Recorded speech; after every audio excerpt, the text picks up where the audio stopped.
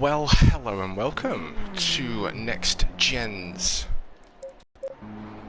Season 4 Round 9, and we find ourselves at the wonderful Calamari. Nicolo currently with the fastest lap in the free practice session, but I'm going to leave you with the sights and sounds of the GT3 class, and we're going to be live on comms in a few minutes.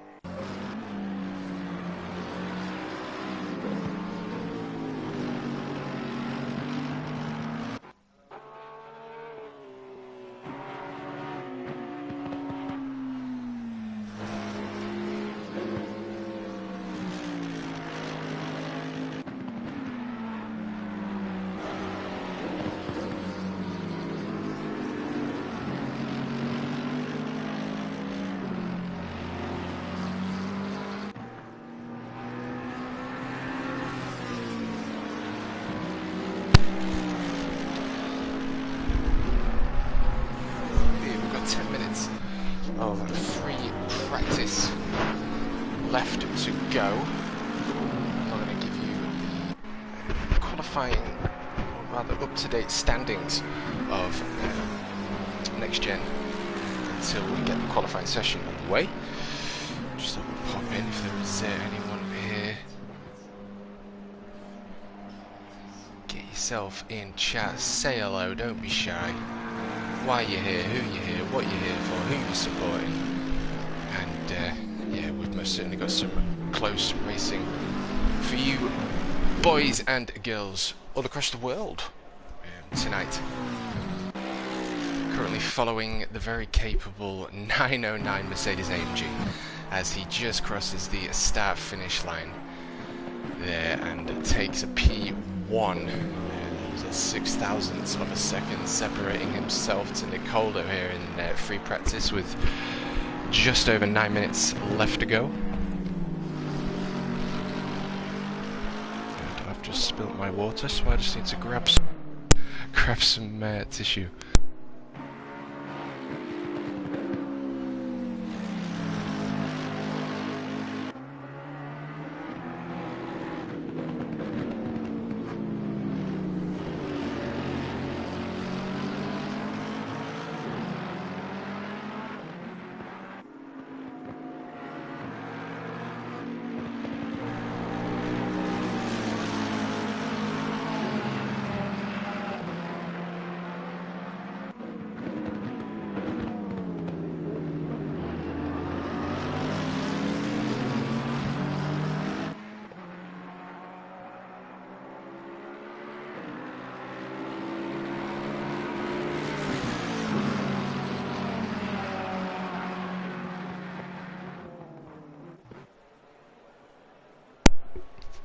Alrighty. Yeah, 0.006 of a second separating them both from the Lexus and Mercedes there. As he makes his way into Ingui. Final left-hand corner here at Kailami. And heads his way onto the first right-hander kink and up to the left heavy braking section of Crowthorne.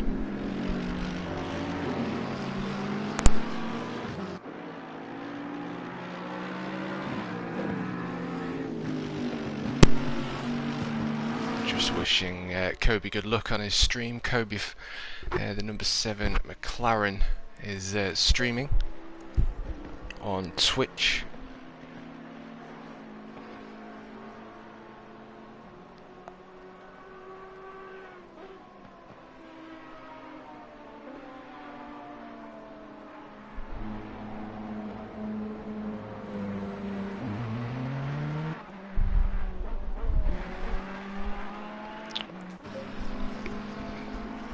The very capable Lampy, currently in P3 in free practice, but of course we are in free practice. It most certainly does change as race and time progresses on. Nevertheless, we've got a pretty stacked out grid with some really incredible drivers and always very gentlemanlike when it comes to allowing the blue flagged maneuvers.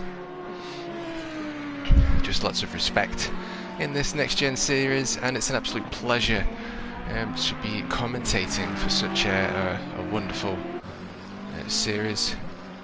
And the drivers is of course what makes it.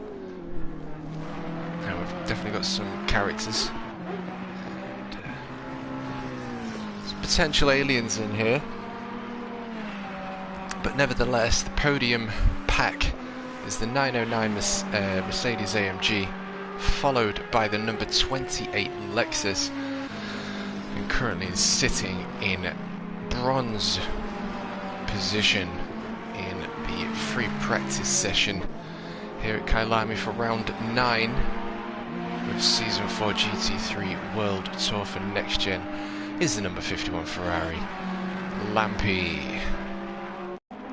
Always one to watch, and usually we always see events happen even a spin. So I think racing is most certainly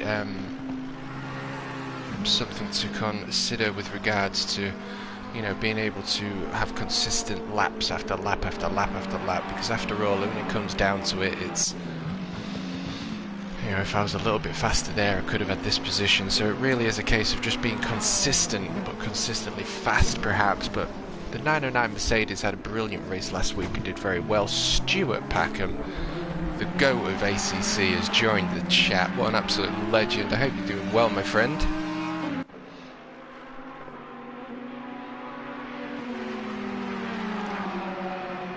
Stuart, the current NXTGEN GT3 champion, wishes Elliot Hankin a prosperous race. Good luck, buddy. So if you're listening, the number 44 Audi.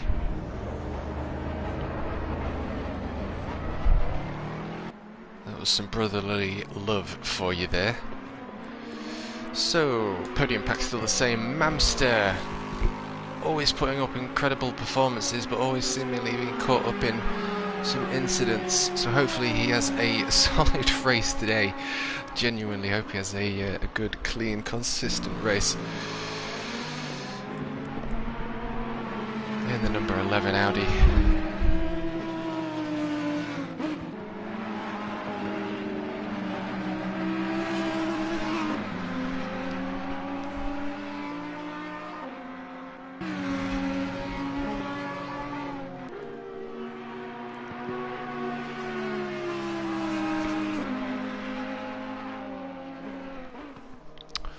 Just over 3 minutes left to go before we kick off round 9 here at Calamari. Cooking that squid to perfection. We've got the Audi in pursuit of the GT3 Ferrari 458 there, going side by side over the curb, keeping the suspension nice and under control, but has considered the position, but it looks as though Wilco keeping his line.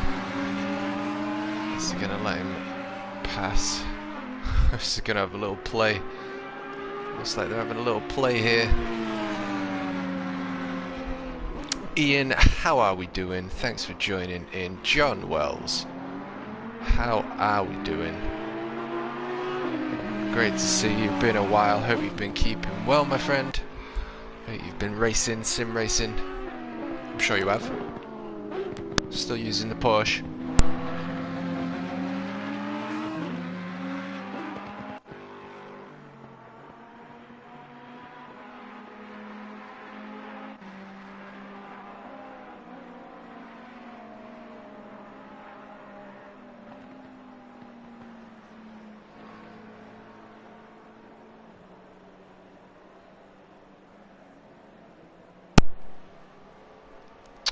Minutes before we kick off round 9 of the NXTGEN Season 4 GT World Tour.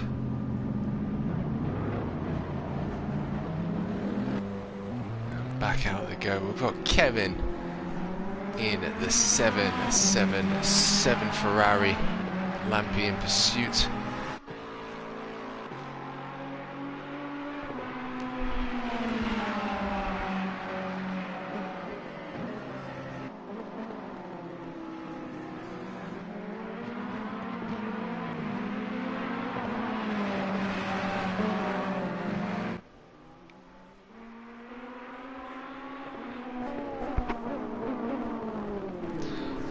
Side by side, but nevertheless Lampy does take that position in the free practice session as they cross the Calamari start finish line.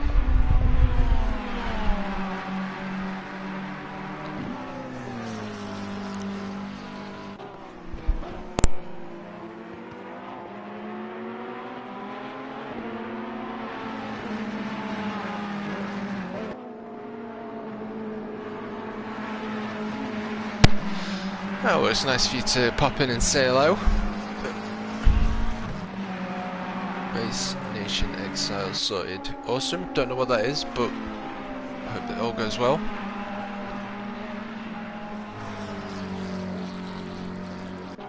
top three still on the same position, but we are now under 60 seconds as we head into the qualifying session for round 9 of the Next Gen Season 4, and we enter it sideways. How I like it.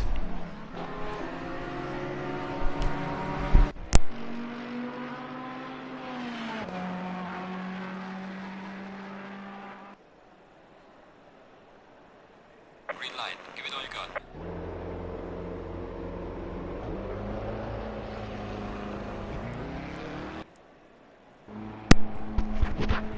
And here we have it. Kobe in the number 7 McLaren first out on track. Here Calamari.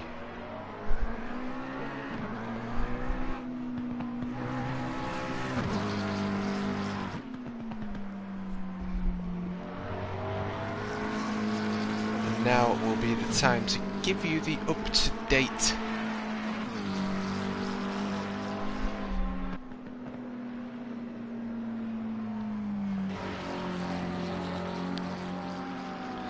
score charts, and currently leading the Next Gen Season 4 GT3 World Tour.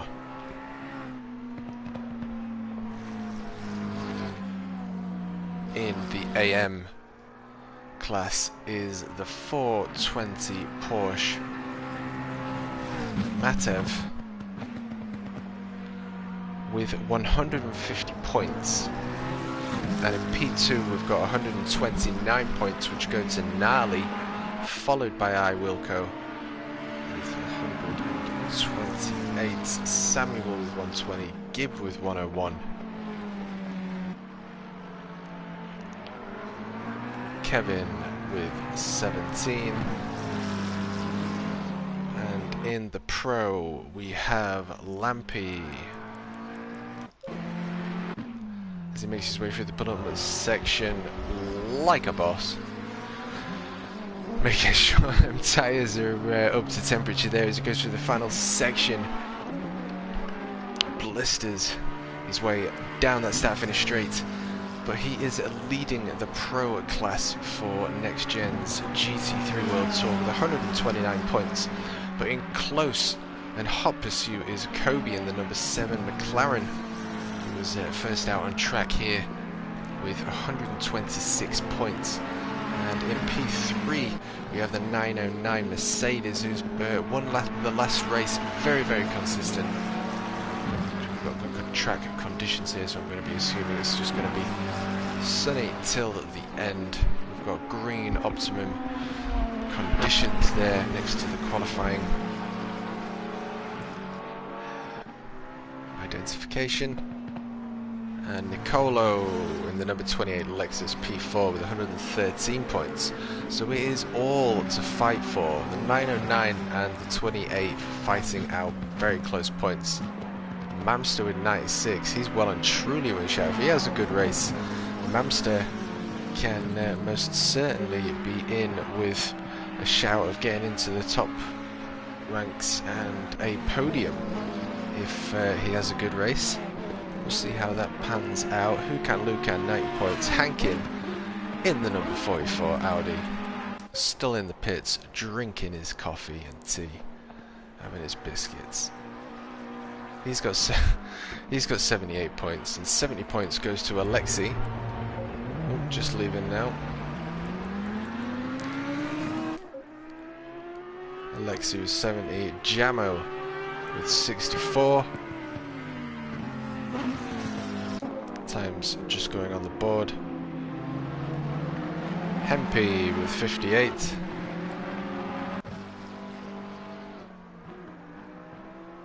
And it looks as they were up to date. Lucam, very quick driver, but 37 points. But Mr. Lucam now in P4, not the best first lap, but got to get it warmed up, got to get in the flow. Got 50 minutes of the qualifying session left to go. How are we doing, Mr. Dirk? Great to see you. Thank you so much for popping in.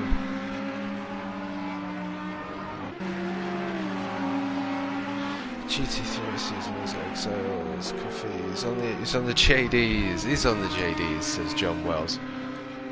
And that's Lucan with another lap he's going to have to complete before he can put a lap down, which means Nicolo, P4 in the standings with 113 points. Championship leader Lampy with 129 takes podium here. Lampy 0.3 off the pace, first in the championship with 129 points. The 909 P3 both in qualifying and the championship standings. Kobe and P2 with 126 points and still yet to put a time down. Christian!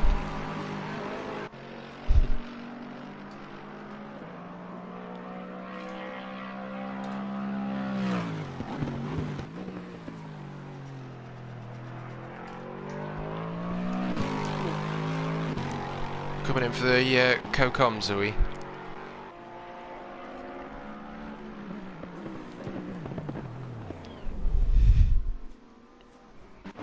$14 minutes. 14 minutes.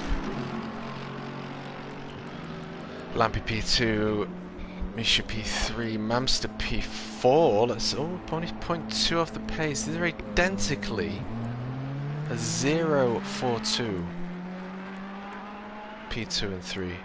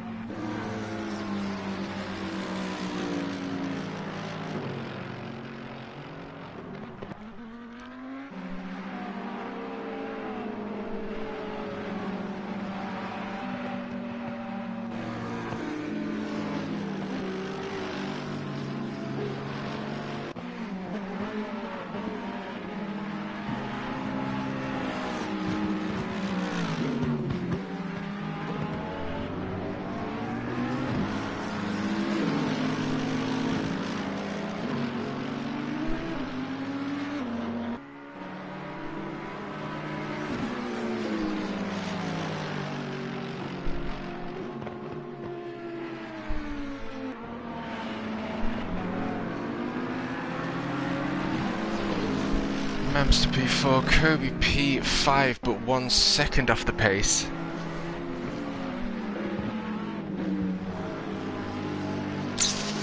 It is indeed on console, yes. This is PlayStation 4 that you are currently viewing. Jamo taking a P5, and I believe the 909 Mercedes now taking pole position, 2.5 tenths taken off Nicolo there in the number 28, and back in the pits for both of them. Lampy very nearly P2, first row on the grid, but we do have more than halfway left to go, so eyes on the road as he makes his way into the left-hander and right-hander of the Crocodiles.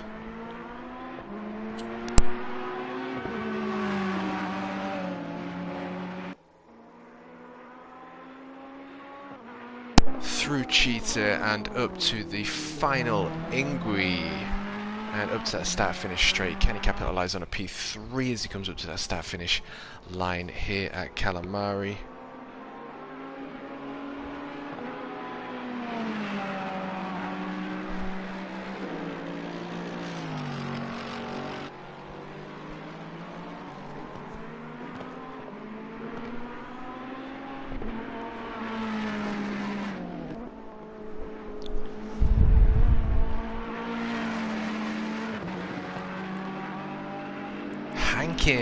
Taking a P2 up on the first row, provisionally side by side with the 909 Mercedes there.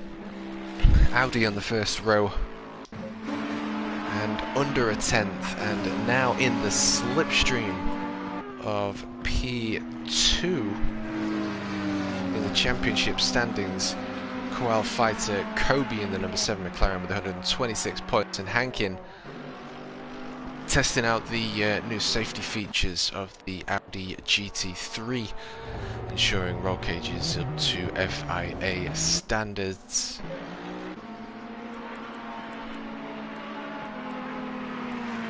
And P5 half-tenth off the pace, P6 1 second, P6 now occupied by Matev, currently first place in the AM Championship with 150 points. In pursuit is Nali with 129, 128 to I Wilco, 120 to Samuel, 101 to Gibb. Mr. Gibb is joining us tonight.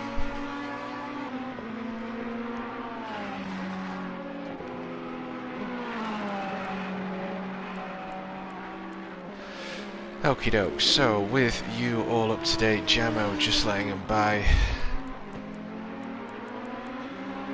Kirby taking 7th position, so P7 under a second. Samuel a 1.011 away from the 909 Mercedes with a 141.6. We'll call it a 6 flat.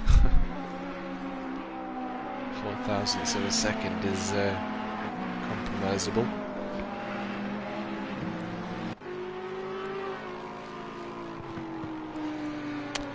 So Nally in the 460 McLaren, 1.6 off the pace.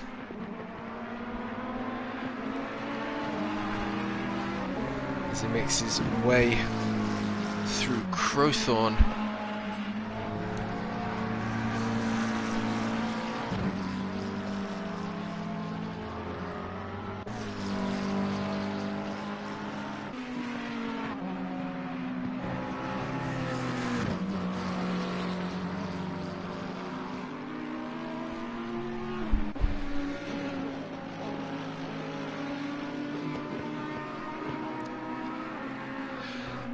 Can he improve on his 1.6? Make sure also in the 909 Mercedes out on track trying to capitalise. 8 minutes left to go. Look at him. Very interestingly in P13, because that dude is most certainly quick in the GT3 class. Maybe it's a track he's unfamiliar with, or setup isn't quite right, or just not feeling it, I don't know, but it'll be interesting to see how he gets on in the rest of the session in qualifying and how he'll fare in the actual race, whether he's going to have to work his way from the back. So we'll keep an eye on the number 12 Ferrari as he makes his way across that start-finish line,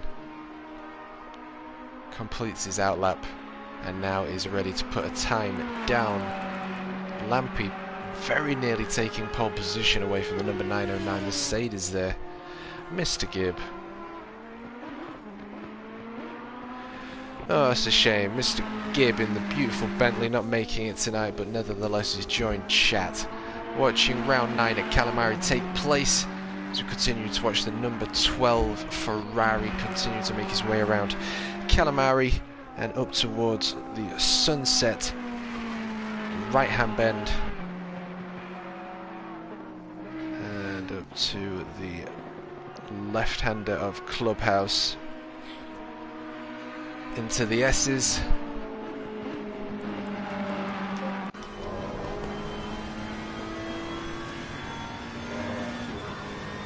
And up towards Liukop.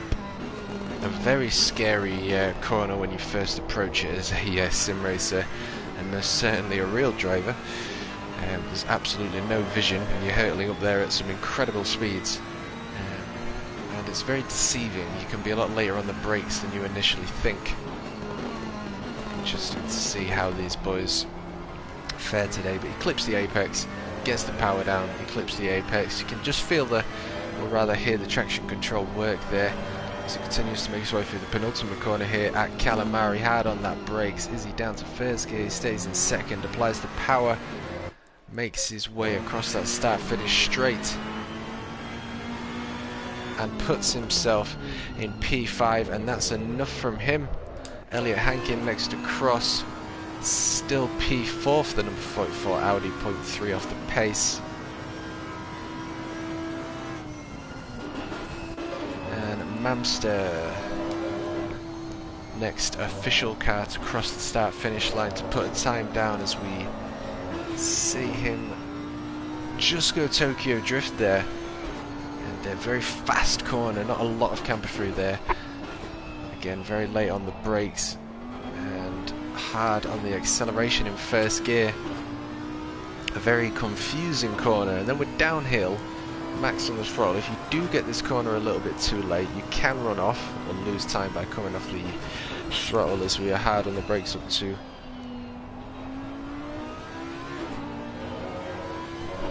the right hand corner of the Crocodile, through Cheetah and up towards Ingui, and that's into the wall for the number 11 Audi there. Podium position still occupied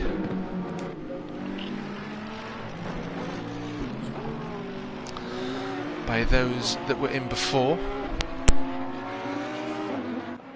And the number 420 Porsche, the number legendary 420 Porsche, Matev, the absolute legend, currently winning the AM class here, and Alexei in pursuit in the number 17 McLaren.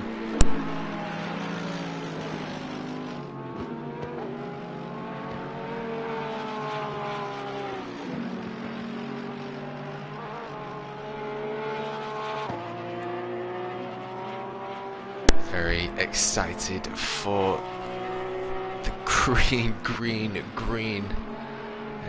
of after the formation lap here for round 9 at Calamari. Season 4 GT3 World Tour, and both the 420 Porsche and the number 17 McLaren are fighting it out into championship points, and only a 10th separating them on pace. Maybe they'll be side by side as we make our way into the first laps, but nevertheless the 909 still taking poles side by side with Nicolo in the number 28 Lexus. 0.012. Very similar on pace. Front engined cars. And the number 51 Ferrari, the mid-engined Ferrari, taking P3. Elliot Hankin taking a 4.44 there, 0.3 off the pace. And coming up to the final, Ingui crossing that start-finish line. Can Matev move his way up from a P8, now a 1.293. There's still a P8. Lampy next to cross, not able to capitalise.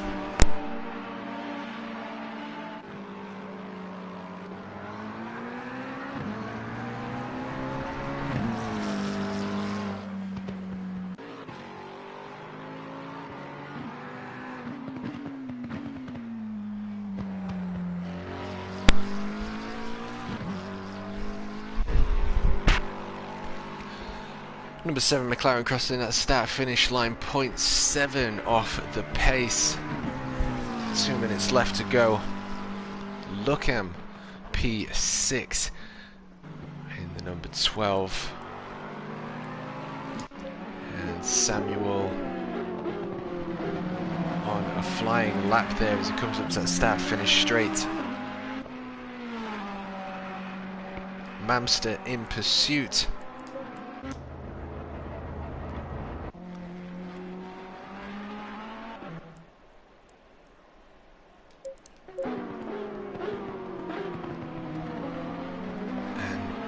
Clearly waiting to perhaps use the next lap as a qualifying contender, but can he improve as he makes his way through the final left-hand corner here at Calamari on his 41-1? No, but still retains the crown. The 420 Porsche next to cross. Still 1.2 off the very quick 141.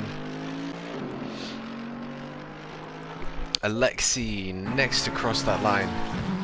Still a 1.3 away from the 909 Mercedes. The number 28 Lexus. Sorry, no, I've got that wrong. Yes, no, I've got that right. Next to cross that line, and he takes 0.2 of a second off his time, improving his time as well as the 909 Mercedes. but still not enough to take P1, but most certainly probably enough to maybe secure a P2 as he decides that's enough. Make his way into the pits, take a break before we kick off the green for the formation lap here for round 9 for Next Gen Season 4 GT3 World Tour. Look at him, a .909 off the pace as he makes his way through the Crocodile, up towards Cheetah, down through the final Ingui, and up towards that start-finish straight. But can he improve on his 909? Yes, he can, putting him in P4. Side by side with Lampy. Into the pits for the 909 Mercedes,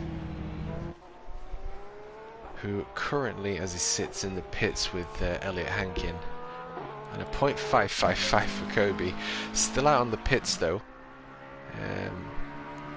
2 minutes left to go of maximum wait time before we begin the beginning of the race session. Can he improve on P6 with a .555? But the 909 Mercedes P3 in the championship standings are 116 with the points through Ingui, and that's a no. So we end the qualifying session and make our way into and from the pits and onto the grid.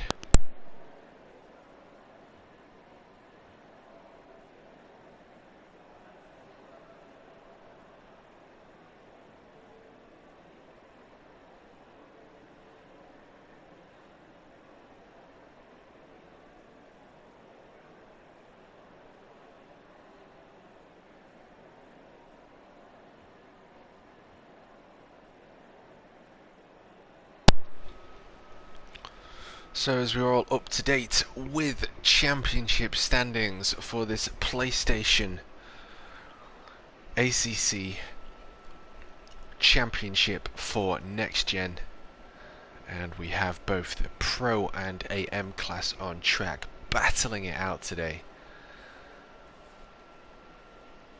as we get ready for them to move from the pit to lining up on that grid.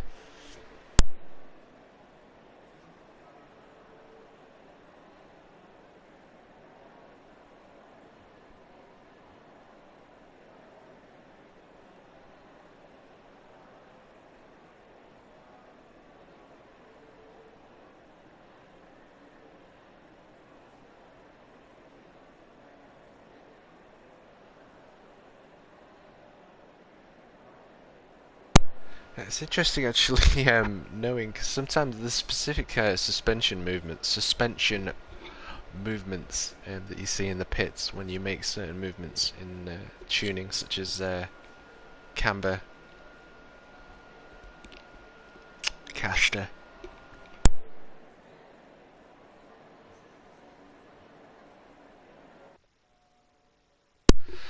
But nevertheless, it'll be interesting to see how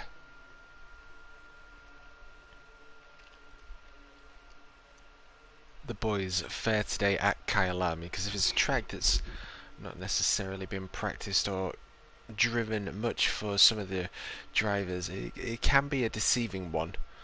So getting up to pace, we just sort of got to learn the track and car combination as we get ready to get round 9 underway in celebration of the Kyalami 9 hour that has just taken place, as well as the esports event. That's a big shout out to Frankin Sorex from Pace Motorsports, held by Kalen, who is very supportive of the scene and the Kyalami esports event that happened. But nevertheless, we are here with Next Gen supporting the Kyalami 9 hour, and it'll be interesting to see how the boys will fare with their force feedback on the laser scan tracks in the GT3 class here today.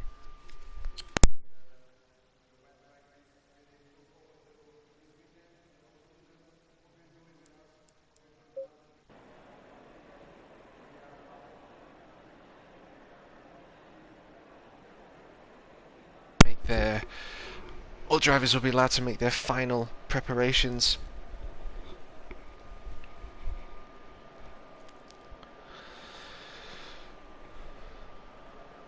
Whilst here, as we are closing into 60 seconds before we get the green for the formation lap for Calamari. Oh.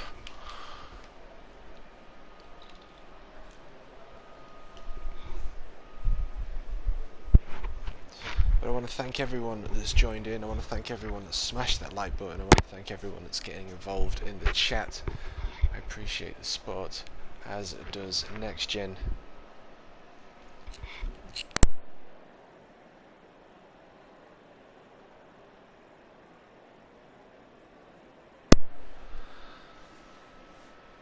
Let's see what the boys can do today. As its engine's on, as we get ready for the 9.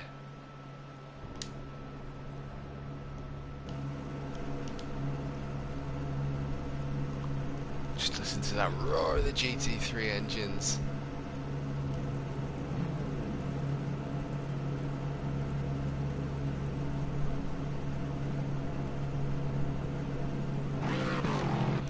Alrighty, we get ready to rock and roll. We do have the green for the formation lap of round 9 for NXTGEN's GT3 World Tour.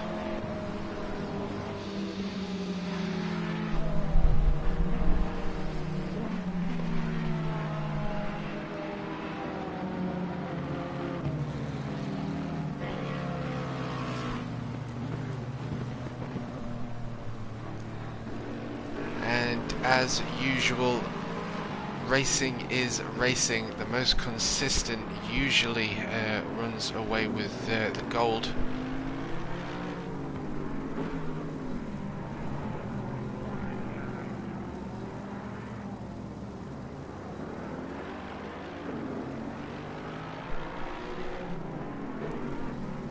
For the NXTGEN Season 4. Round 9.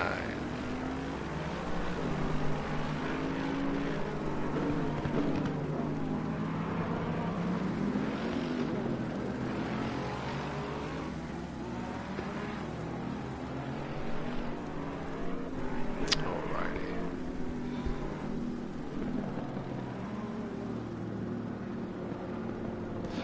Warming the tyres up, warming the brakes up, making sure they are in optimum condition.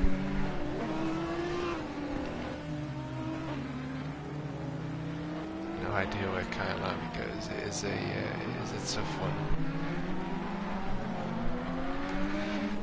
As they make their way up towards Liukop,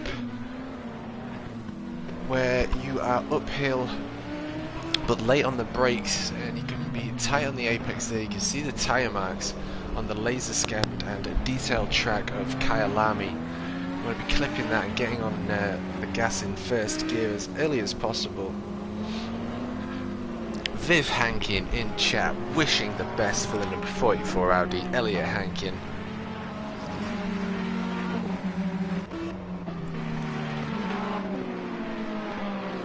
As the cameraman does his job and catches up to the pack. I am excited for this one. Racing is racing. Events always happen. Hopefully we get a clean race, but sometimes we have a spin that affects time and it affects position. Every corner matters, and I am excited to see this one start as they make their way through the crocodile up towards the kink of Cheetown through the final corner of Ingui. and up towards that start-finish straight. Ladies and gentlemen, I introduce and present to you the Season 4 GT3 World Tour of NXTGEN. And we get the green. We've got Luckham in the number 12 Ferrari in P4. The number 44 Audi looks as though he's getting a pretty decent start there. It looks like he's side by side. The number 51 Ferrari going defensive, but it appears as though the number 44 Audi wanted the inside line. And can he keep the inside line? Take an early P3. We run wide for the number 12 Ferrari in pursuit of Lampi now. And side by side goes Luckham in the number 21 Ferrari, taking a position but having to move out the way in evasive manoeuvres there, which means he's going to have to work back from the pack again, but he is still in the tow of Mamster. Kobe behind Luckham behind Elliot Hankin, taking P4 for the number 44 Audi, and he is in chasing the number 51 Ferrari as they make their way into the very sharp left-hand corner, downhill into a sharp right. Got to be careful on weight transfer here, up towards the heavy braking section, down into first gear, where they want to be slamming that first gear down, getting the best exit possible as they continue to warm their tyres up, getting them up to their optimum.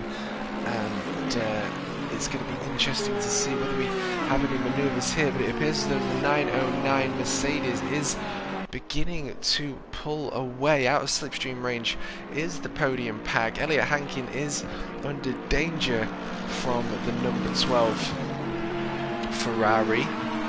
Mamster looks like he was just taken there by the 420 Porsche as he up to the final Ingui left-hand corner. And Matev taking that position. Has Mamster got the run out to cross that start-finish line? But it appears as though the drivers are beginning to get into the rhythm. Mamster on the inside line.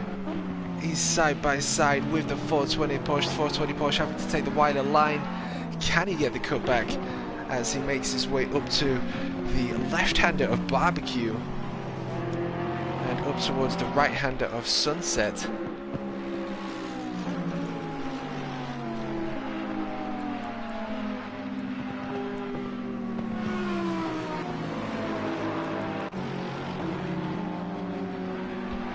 Matev losing out again to Lucan, pit connoisseur, and a big fan of the sugar-coated donuts.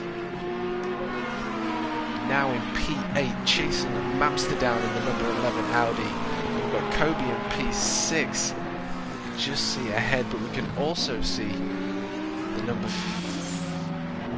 12 Ferrari of Luckham. No, sorry, that's Lampi. So Lampi is now P5, Hankin taking a P3.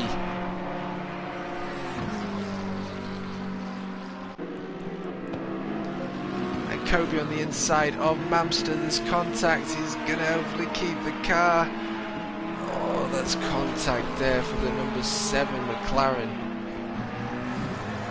Hopefully he can just get his head down and continue to work on with this 2-hour race.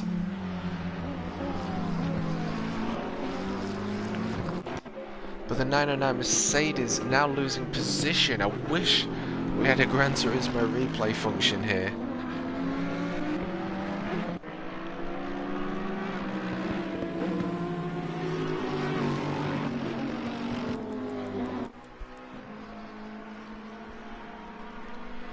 Mercedes in pursuit of the Lexus.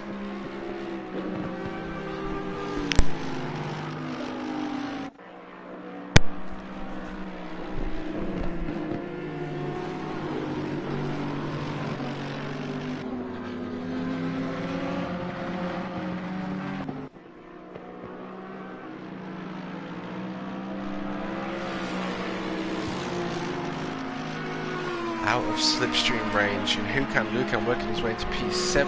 Matev in the 420 Porsche in P8. 9 off the pace of Lucan a point 696. as he continues to hunt down the number 11 Audi GT3 driven by Mamster, currently occupying P6. And just ahead, you see him in the camera shot there, is Lampi in the number 51 Ferrari. He was only a 0.8 of a second away from Lucan, but I do expect perhaps we may see some more drama unfold. Gnarly up the back there, P14. Maybe involved in an incident or two as he makes his way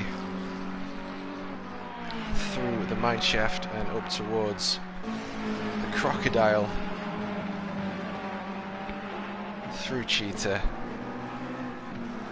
and it most certainly is a cheetah. Catches you out and will rip your throat out that corner.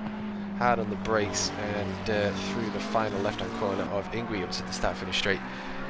We've got the 777 Ferrari bringing up the rear. Kobe now finding himself in P11, having to work his way back through the pack as he goes side by side with Jamo, who looks like he's been in some rough and tumble there.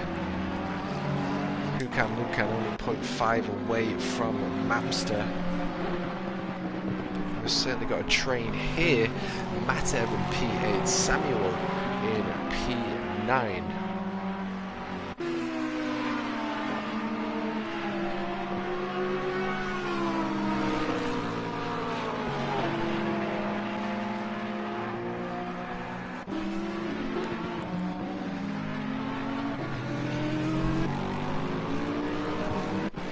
And Lucan reclaiming P4 and only 0.6 off the pace towards Elliot Hankin, now occupying a podium-ish position as we just see Nicolo and Misha in the 28 Lexus and the 909 Mercedes AMG make their way through Cheetah, through the final corner there. 0.671.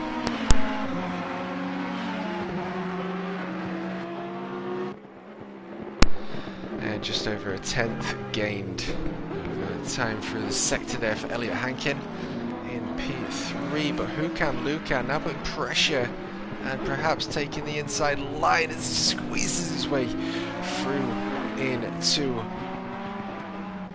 Crowthorne there, making their way through Joketsky sweep and into the left-hander of Barbecue. And it appears as though the 420 Porsche has unfortunately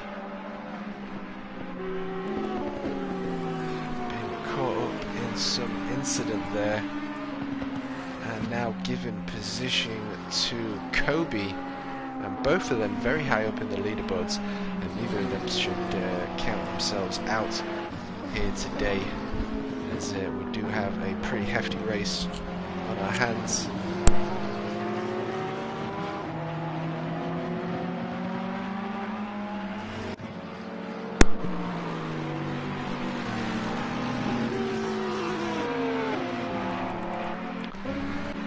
Mamster P8 and in hot pursuit of Samuel number 21 and capable Ferrari.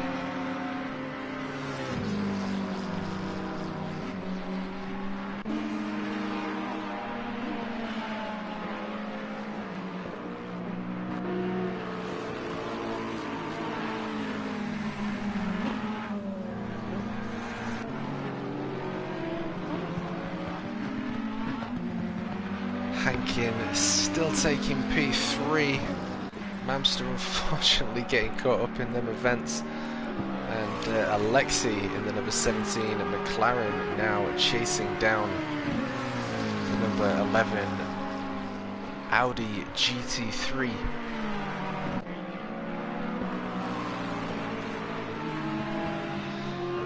They're most certainly not out of the race at all. They've got quite a long race to compete in. People are going to be making mistakes. We've got tyre wear and pressure to consider. You know, the tiniest incorrection in the steering wheel, and you can manipulate the steering weight in a way that you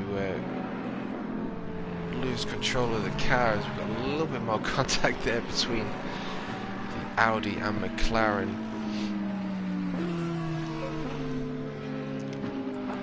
Matev in hot pursuit, under 0.2 of a second, going side by side.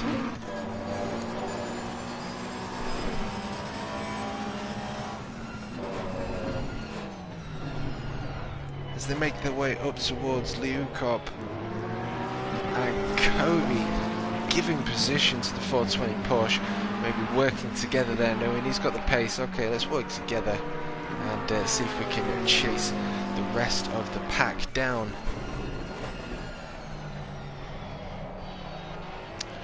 It's going well, matey. If you want to join for co-coms, you are more welcome.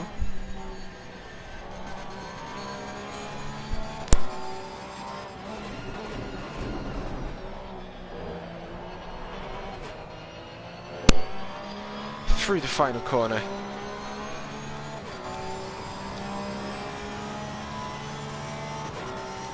And Matev caught up in an incident, now having to work his way up through the pack as he is hard on the brakes up to the left-hander of Crowthorne, through the right-hand kink of Jutski Sweep. And you've got to be careful to not clip that sausage, because sausages are very dangerous in this sim.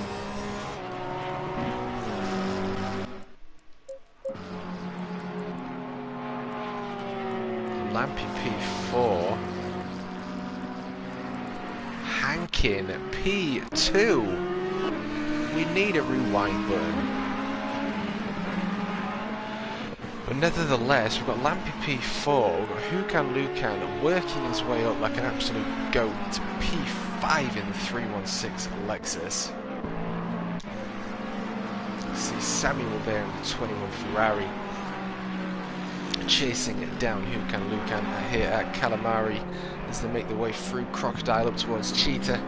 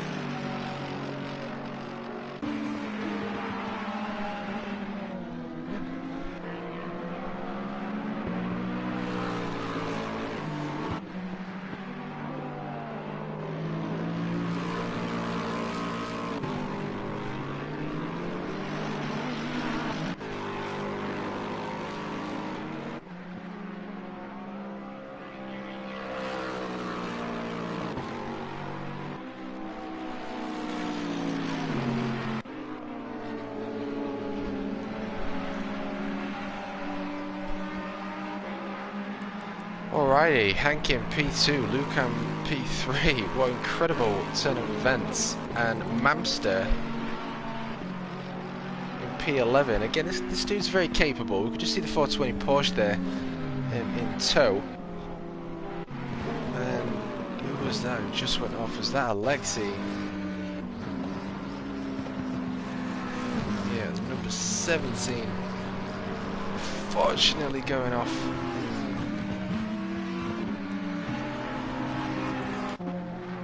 Lampy seems to be doing the work now, tyres up to optimum condition, and in the hunt now of the identical Ferrari in pursuit of the number 12 Ferrari driven by Lucan.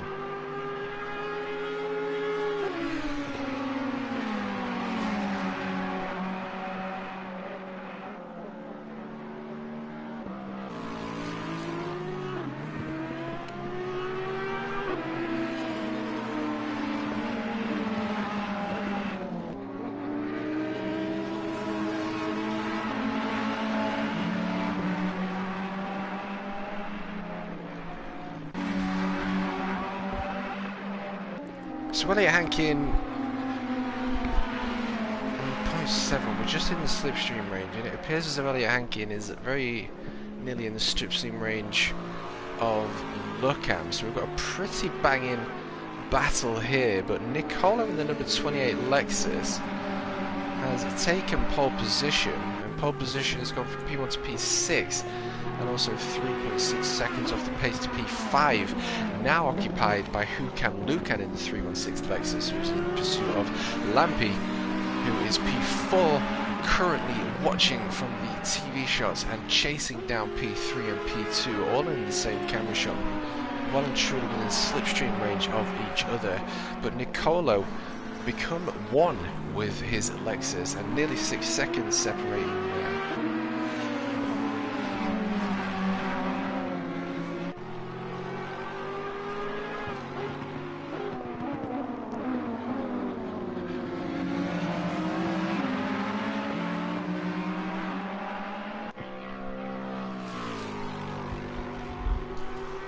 in tow down the start-finish straight.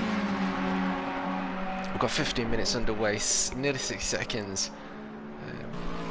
But Elliot Hankin does now have pressure from two very capable Ferraris there. We've got the battle of the mid-engined Ferraris. Interesting that the front-engined Mercedes took pole, and Nicolo is also now in pole with the front-engined track.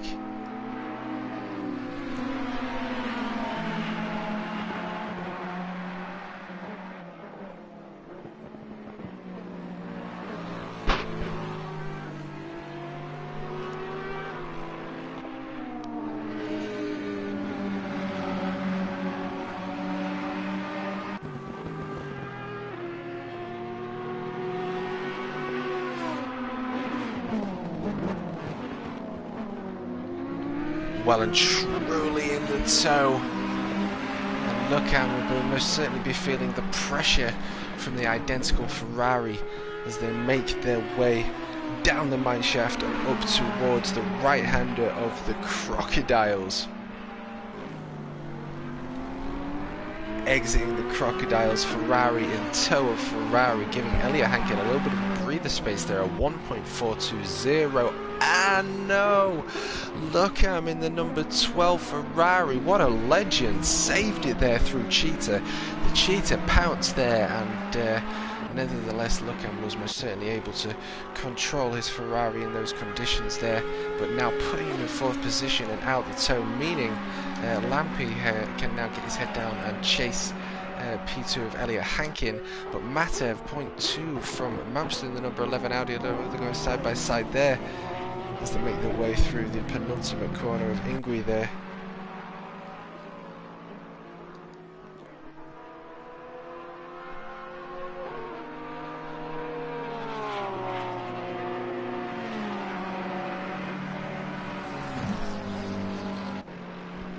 Up to the left-hander of Crowthorne.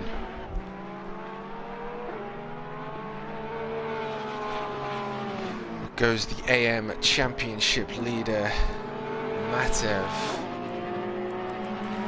And it looks as though we're pretty spaced out at the minute, so we can probably just jump board with the Championship leader in the AM class here for NXTGEN's Season 4. Interestingly enough, I've just noticed that the sun is going down, obviously for the 9 hour of Kyalami, but that's obviously going to seriously affect the tyre pressures, because obviously you can only set it to a certain pressure and it can only perform in a certain window depending on temperatures. So temperatures going down is most certainly going to reduce pressures and perhaps reduce grip. Maybe we will see a few accidents take place, but nevertheless hurtling his way down the mine shaft up to the right-hander of the Crocodiles. Force feedback at work. And into the right-hander of Cheetah. You've got to be careful here, it will pounce. Safe enough up towards Crocodiles, very late on the brakes, clipping that apex and exiting. Short shifting, keeping the car straight, no traction control, crossing that start-finish straight. That's the 420 Porsche.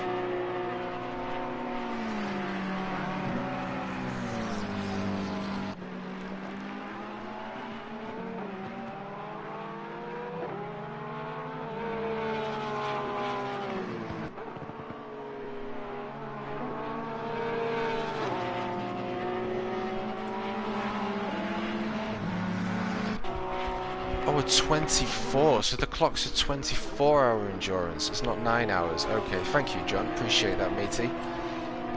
So it appears as though the time clock is on a 24-hour setting, not 9-hour in rotation. So that's really going to mess with people's pressures. But nevertheless, they are continued to proceed, and the 909 beginning to work its way back through the pack and putting pressure under Hukan Lukan in the 316 Lexus.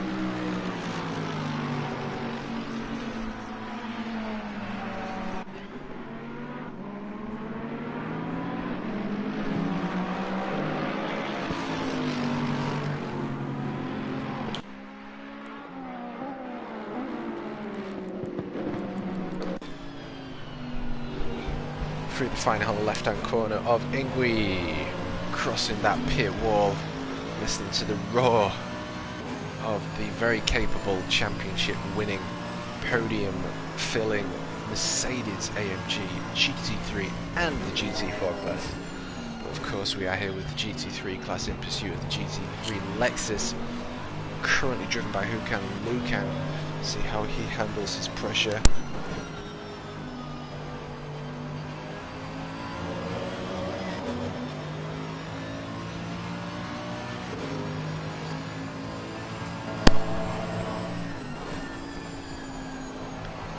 Just see the Lexus on its race fuel there, backfire, engine popping.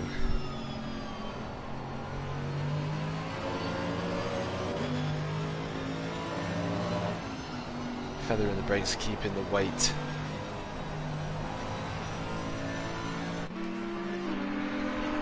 Balanced. Continuing to chase down Mr. Tokyo Drift. In the Lexus, lights are now on. And the pit window will be interesting, especially with drivers actually being so close. Because we have damage, we have tyre settings, we may need to spend a bit of time changing some aerodynamic settings or brake bias or whatever it may be. It all takes time, but of course saves time in the long run and saves accidents, so for an easier drive. So it's going to be an interesting one to see exactly how the pit window fares, and again whoever has a manual will have a faster pit window, providing they hit all the appropriate windows.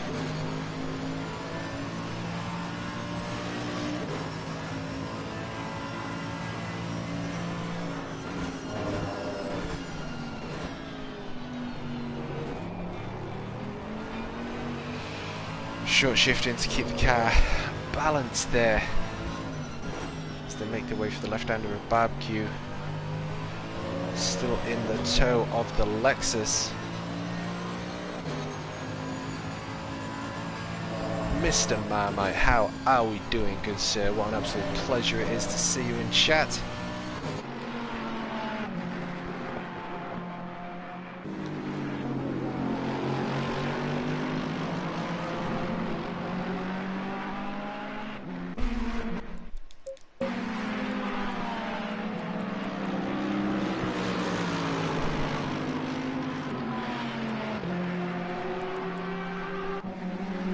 So Alexi still finding himself in P12 in the number 17 McLaren, making his way through Sunset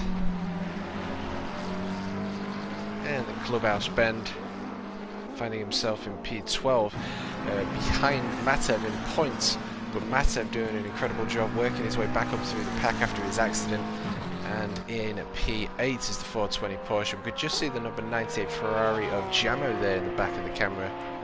It looks as though we have some closer racing now between Misha.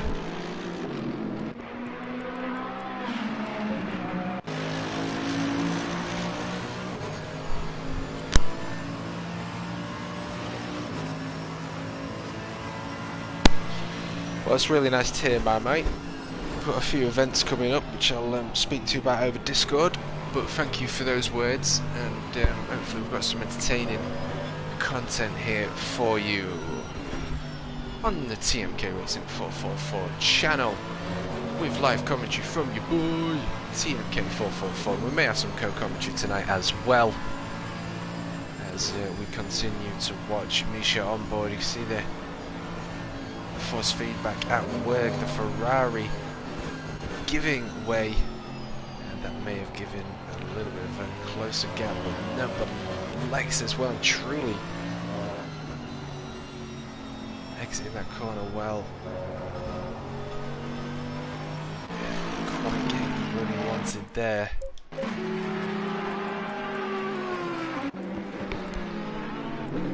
And the 405 Ferrari allowing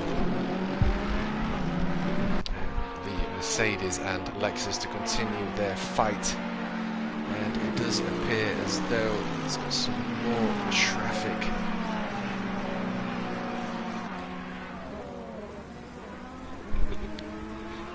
Hempy! Absolute pleasure to see you in chat, mate. Hope you're doing well, buddy.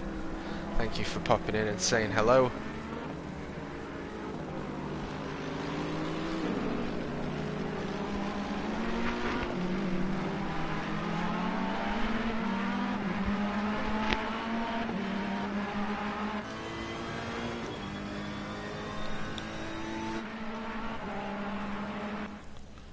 Interesting, so we've got a change of position there, but we've also got the 909 Mercedes working his way back up into the fight with Tokyo Drift, who's also going Tokyo Drift, and that's going to give the run to the 909 Mercedes, who is in the run for the championship leader, but he is in the racing line behind the Lexus. Can he take position? Is he going to go side by side as they make their way through the right-hander of Sunset and up to the first left-hander of Clubhouse Bend? Hurtling their way through the S's, and do we get the cutback here from Lucan, because we've got the 909 Mercedes there, not quite able to take that position there from the Lexus as they were battling out there, but Misha, in pursuit of championship points, has taken position there from the 316, Mr. Tokyo Drift.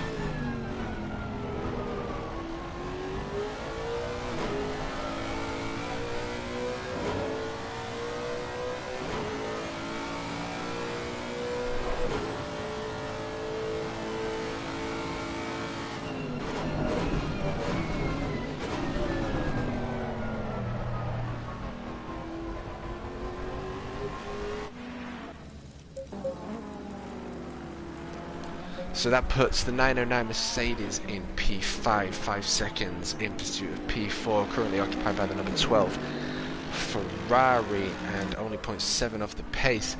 And of course Elliot Hankin doing an incredible job working his way up into P2, but still 5.6 seconds separating P1 to P2, and that's now increased to 7.3 seconds as the 51 Ferrari on board with helicopter shot. We watch the number 44 Audi, two alpha males fighting it out for dominance and presence here at Calamari. We're all good in the hood, Dan. Appreciate you saying hello, mate. From the best commentator out there. Well, I appreciate it, mate.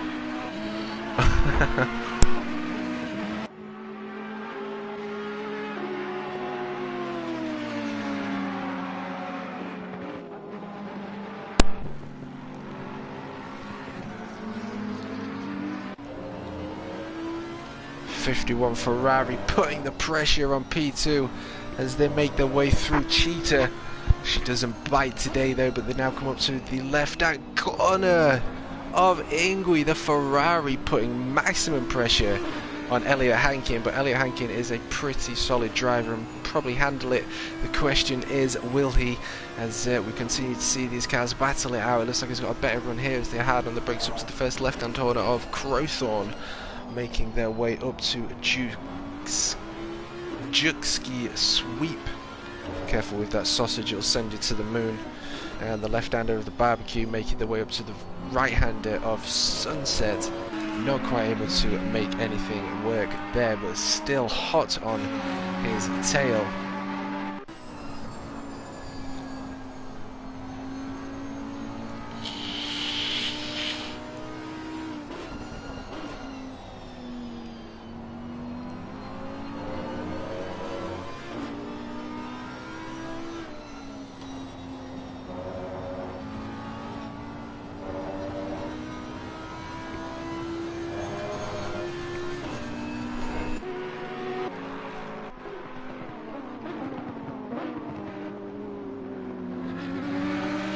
into the very odd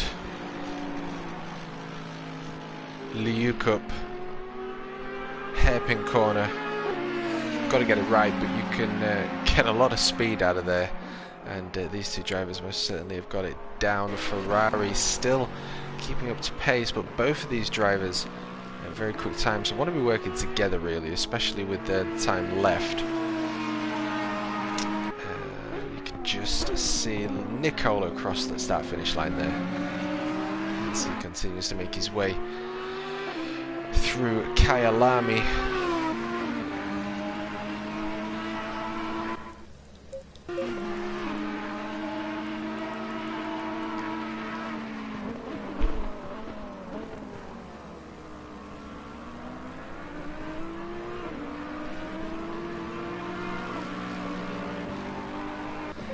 Nali in P10, 2 seconds behind the number 7 McLaren, who is still up there in the points, and his race is most certainly still not out as they make their way to the final corner there, crossing that pit wall. McLaren teams both supporting and driving for McLaren, so McLaren boss will be happy with those boys out on track. We've got McLaren occupying P9, 10 and 11 on track, but Nicolo seemingly becoming one with the Lexus, still occupying P1, now 9 seconds. Perhaps maybe just pace, or perhaps Elliott is feeling the pace pressure and reducing the pace a little bit, allowing Nicolo to further run away from the battle for P2.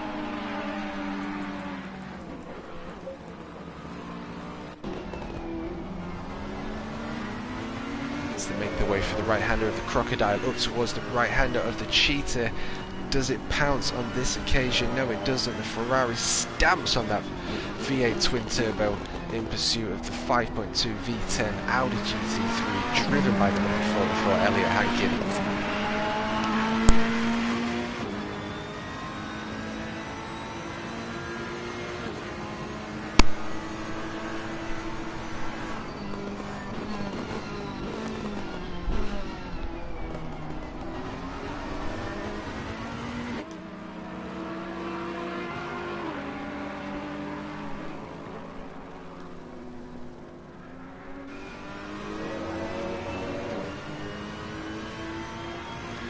Exiting Barbecue up to the right-hander of Sunset, where you want to be very, very attentive on the weight of the car to maximise your turning, and again late on the brakes, early turning, early exit.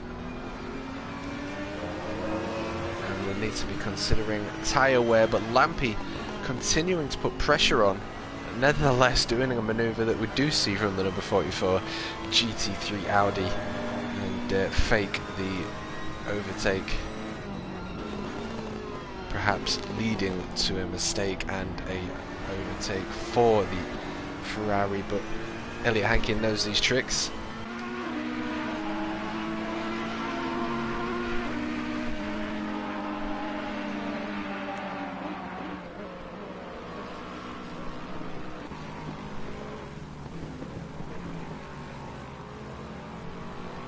Through the Crocodile, through Cheetah, it doesn't pounce on this occasion. And the final corner there, Elliott Hankin seemingly on 2 apexes, but a better exit though.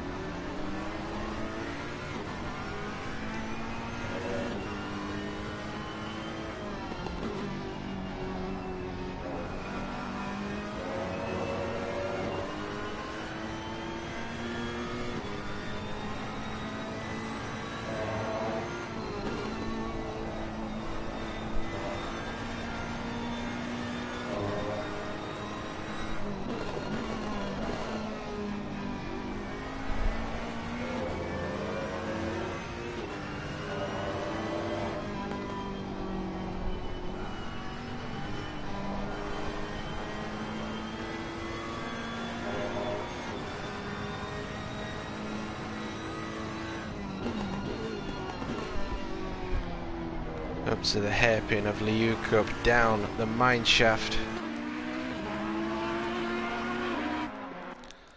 Not able to capitalise, but is in hot pursuit. We've got Kobe currently occupying P9, Nali in P10, Alexi in P11, Mamster P12, Hukan Lukan finding himself in P13 in the 316 Lexus after his spin. Wilco P14, Kevin P15.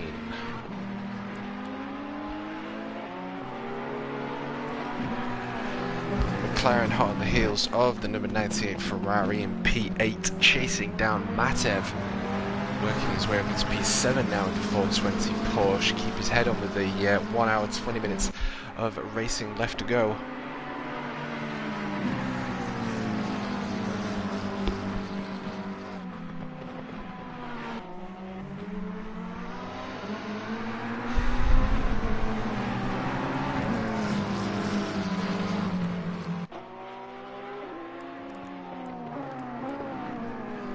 Oh, and that is a big hit.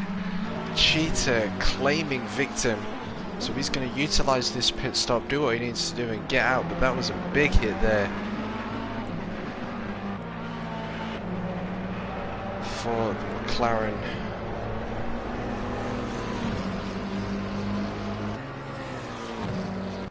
Lampy hot on the heels again.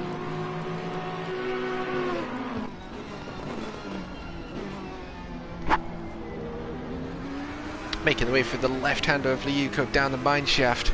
Still not really able to get that better run going side by side, but of course it is a little bit of a waiting game. Racing.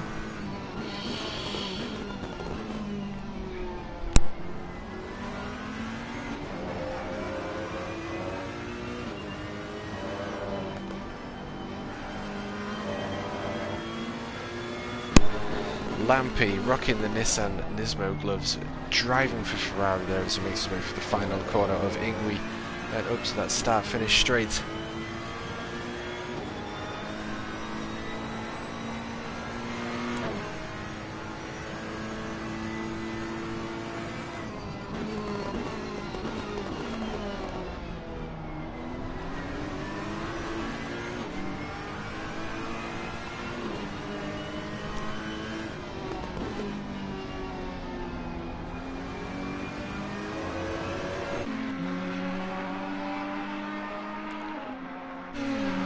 The question is, can the V8 twin turbo,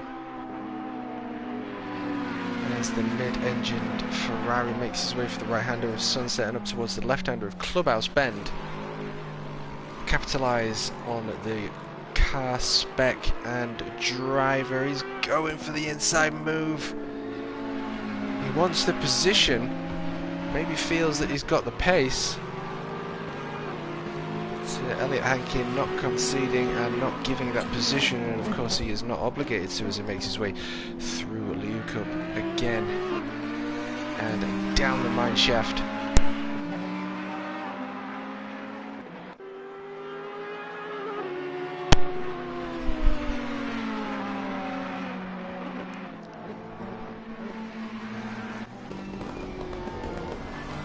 And that V8 backfiring with the race fuel and overrun, doing its best to capitalise that car, to push it forward as much as it can, give it as much of a advantage to the LSD as it exits the corners. Make their way through the start-finish straight. Still not able to capitalise, but of course drivers are going to need to consider the temperatures, which will affect tyre pressures, but even if they are down off the optimum, they do still perform. Just have to be wary. Cars you are on racing rubber, on softs, they are designed to be very, very grippy. You do only ever have a maximum of 100% grip. Ferrari wants the position. He's going to take the inside line, but Elliot Hankin is going to take it. They go side by side as they make their way through the left-hander. Elliot Hankin is just able to hang on, but he wants that position. The Ferrari is putting incredible pressure here on the number 44 Audi as they continue to make their way through Kyalami here and up towards the U-Cup.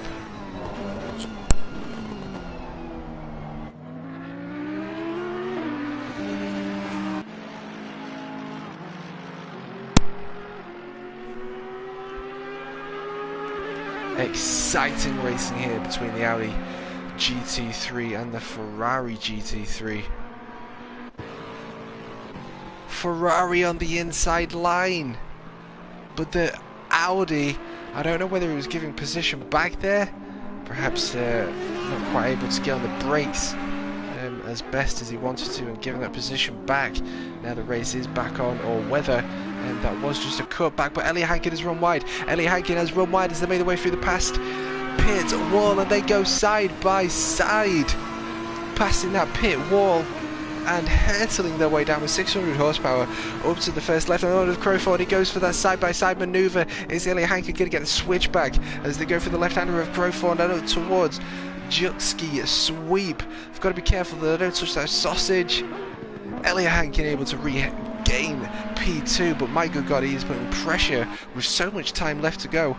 But nevertheless, you are you choose whatever you want to do when you are behind the steering wheel of these GT3s. But nevertheless, Elliot Hankin showing what he's capable of, but Lampy still pushing for a P2 here.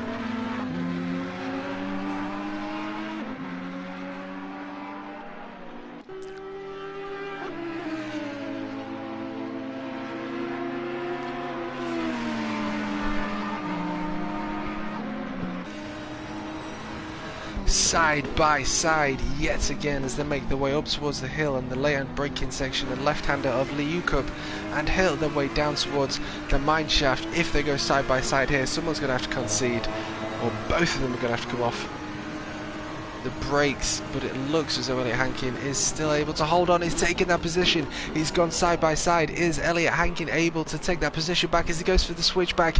They make their way through the crocodile and up towards the cheetah. He is still regaining position from that Ferrari as they make their way.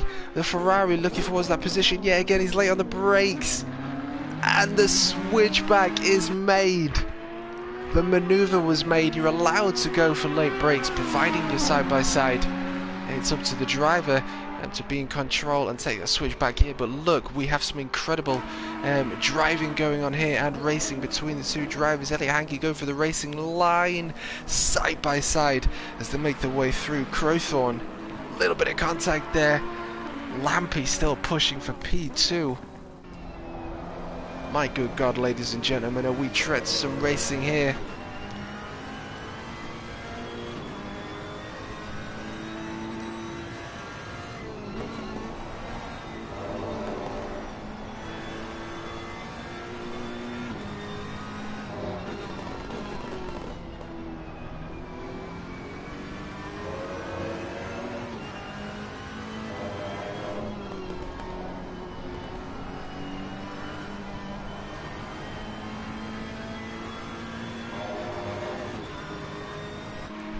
Alrighty, we've got a co-comms situation, so I'm just going to sort that out, but we've also got some incredible action and racing here with these. We've got Misha in the 909 Mercedes working his way into P5 now, and a .999 away from the number 12 Ferrari has worked his way down from P13, now occupied by Kobe, having some unfortunate events. Matev P7 in the 420 Porsche, but Lucan occupying P4 in the number 12 Ferrari, 7 seconds away from Lampy, who is 0.3 of a second away from Hankin in the number 44 Audi, in pursuit of the number 28 Lexus race leader, 17.755 seconds down the track.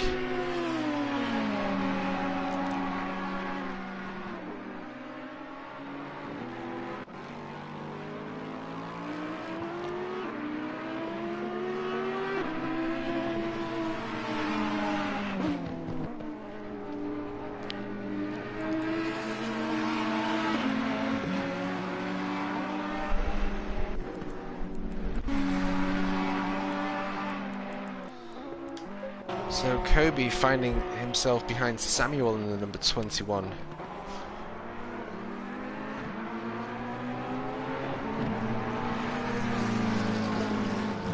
Ferrari in P6.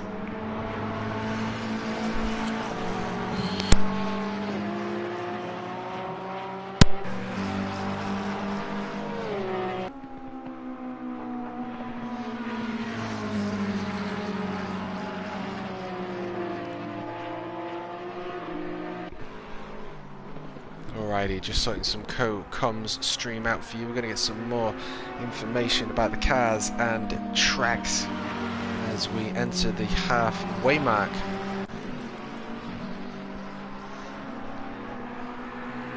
But Elliot Hankin is just under pressure, but perhaps not, and handling it well.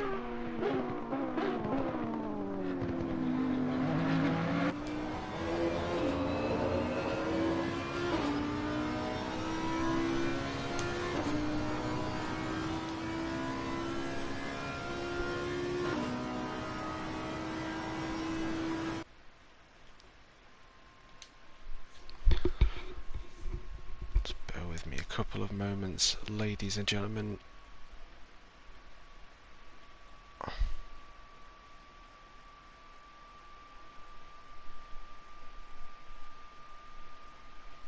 Where are you?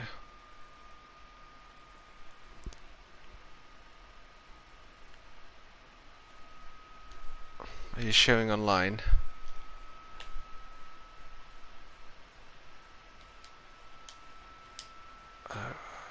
You're already in the party, so you can join. Christian, new commentator.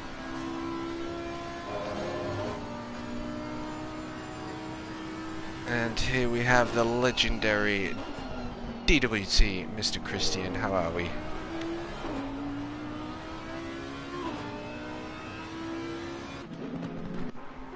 No problem.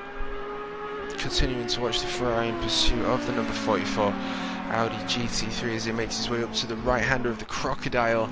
Is Lampy able to do anything here in the Ferrari GT3 V8 twin turbo? You suspect maybe the Ferrari might be a little bit lighter all in all, with the Audi GT3 being the same as the Lamborghini Huracan GT3 5.2 litre V8, but nevertheless they still continue to battle it out, passing that pit wall. And Elliot Hankin seeing whether he's still following, and he most certainly is. And number 2 flashing on the LED screen there. And up towards Crowthorne. We all sorted? Christian? Yeah. Hello everyone. Welcome, welcome. We've got Christian joining us for some co-comms. Yeah. Unfortunately I won't be able to watch the race, but I'll be here to give you a few facts and whatnot. Yes. Get yourself on YouTube. See some events unfold. Yeah, just here, like 10 seconds back is all. Very interesting so far. It is indeed, and the number 44 Audi GT3 is doing an incredible job. Is this the battle for first? 10th. Second place currently occupied is the number 28 Lexus, driven by Nicolo, taking P1. And he actually has Mamster, so we're just going to jump on board with the number 28 Lexus here as he makes his way up towards the right-hander of the Crocodile. And Mamster comes say hello. And following. Oh, he goes off through the Cheetah. The Cheetah pounces again and gives space to the race leader. Nicolo in the number 28 Lexus GT3.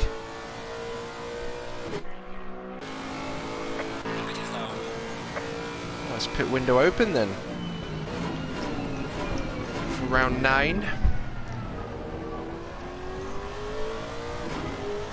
Here at Calamari. Together. Make it all very interesting. Yes, well, tyre pressures is obviously something to consider, especially with the time of day coming into play, affecting ambient and track temperature. And then of course I've got to sort of manipulate, I've kind of got to get an average really, because you've got the cold weather and the hot weather to contend with the one set of tyres. I mean, they're still on the same set of tyres now, and they've gone through the hot and cold cycle, or going through the cold cycle now. And of course we are heading towards the halfway mark, so it'll be interesting to see how they cope with their pit stop, and what decisions they make, if they make any changes to the aero, brake bias, ducts.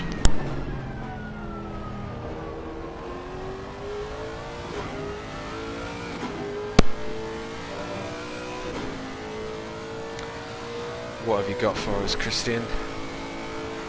Well, something I found. We've got the official 9 hours opening tomorrow round Kailami. Oh, that's tomorrow, is it? Yeah, 3rd to 5th of February is the 9 hours so of it's the official Kailami. esports Kailami that's happened. I think it's the real... No, the one that's happened. It was on like about a week ago. It must have been, because it was an official esports Kailami 9 hour, which was good to watch.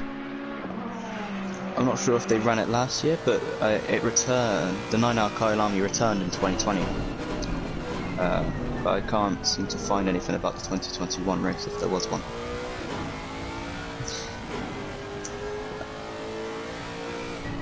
Oh no, there was.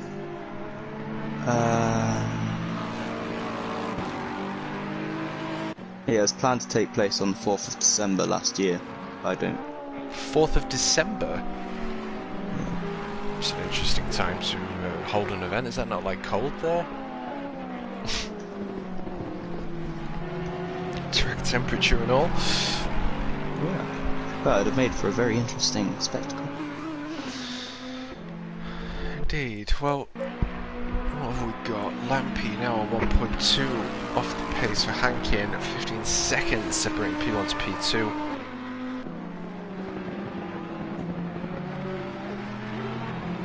It seems like it didn't actually go ahead. Yeah, it was postponed because of the Omicron variant, and has been rescheduled to the 3rd of February.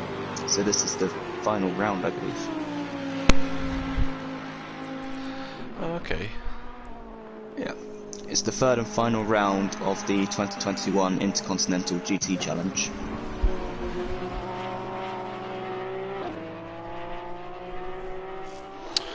Well, good luck to the boys. I know a few of the drivers that are really supporting the esports league, and the esports is being driven on Assetto Corsa competitors only, with the latest update on PC, and it's a very big event, the esports. Very big, and probably more competitive than the actual races, because there's more people able to do it. Yeah, it's a lot more available.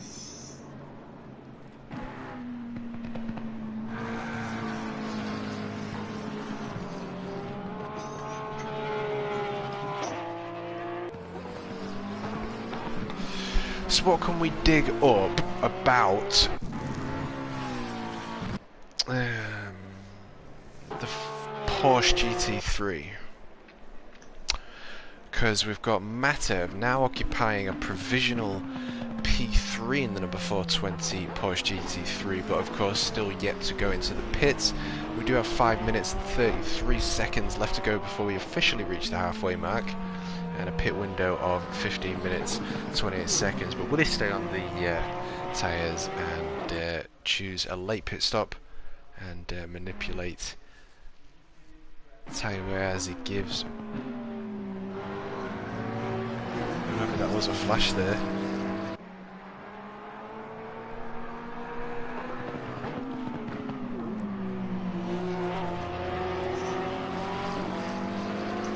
But class leader, current provisional P3. Making his way through the S's. And Nally in the 460 McLaren, right on the tail end, as he makes his way through the S's and chases down Jamo, as they are on the fight for P5 here. breaks into the left-hander of Liukop.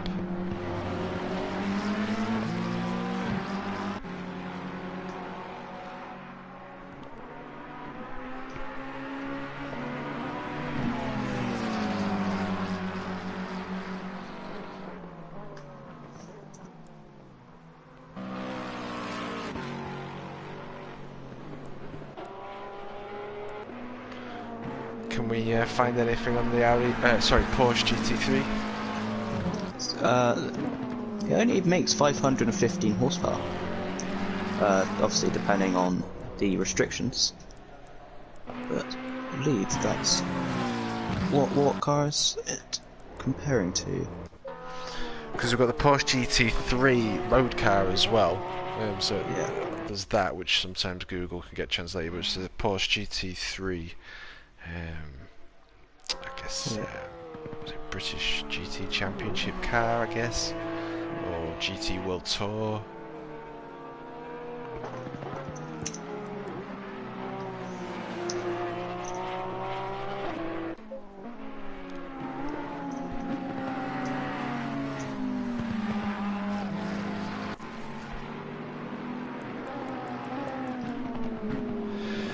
Carlos 6.6 seconds of provisional P3 occupied by the 420 Porsche GT3, driven by Matev, and he's having a very good race here, so hopefully he can keep his head on for the remaining hour here for the Kalami 9-hour event.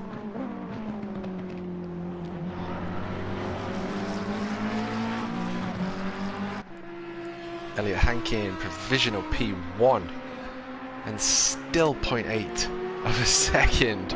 Still hot on the heels is the number 40 for Elliot Hankin, being chased by the Ferrari of Lampi, and I think we could just hear the Mercedes, just hear the growl in the right hand speaker there on my headphones of the Mercedes AMG with that iconic exhaust note.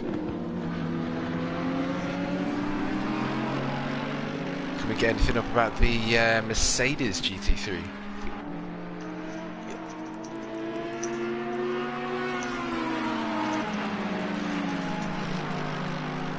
Because he is right behind Lampi and Elliot Hankin, similar driving capabilities I'd say, but unfortunately finding his way into P9, but they do have a pit window of course, but he is finding himself back in with the pack as we have 93 seconds left to go before we reach the halfway mark as they make their way up to the right-hander of Crocodile.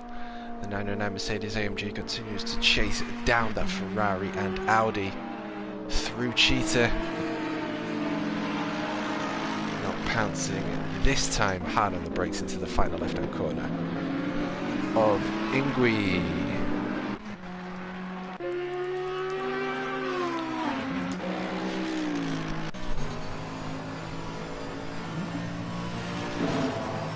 So the Mercedes is running 550 horsepower, but also 1,400 kilograms of weight.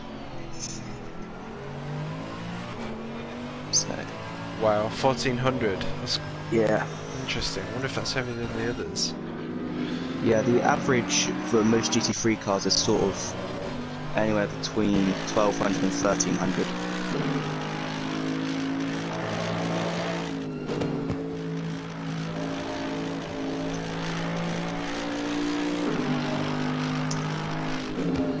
Very, very capable car, and I've decided to use it myself now. I've been using the Porsche for so long and been really enjoying it, but the Mercedes just seems to be a really stable car. Once you get into the flow of it, I'd imagine you'd be able to push it to some pretty decent speeds, but it is a worldwide championship winner across British GT, the GT World Tour, the International International GT3 and GT4 championships.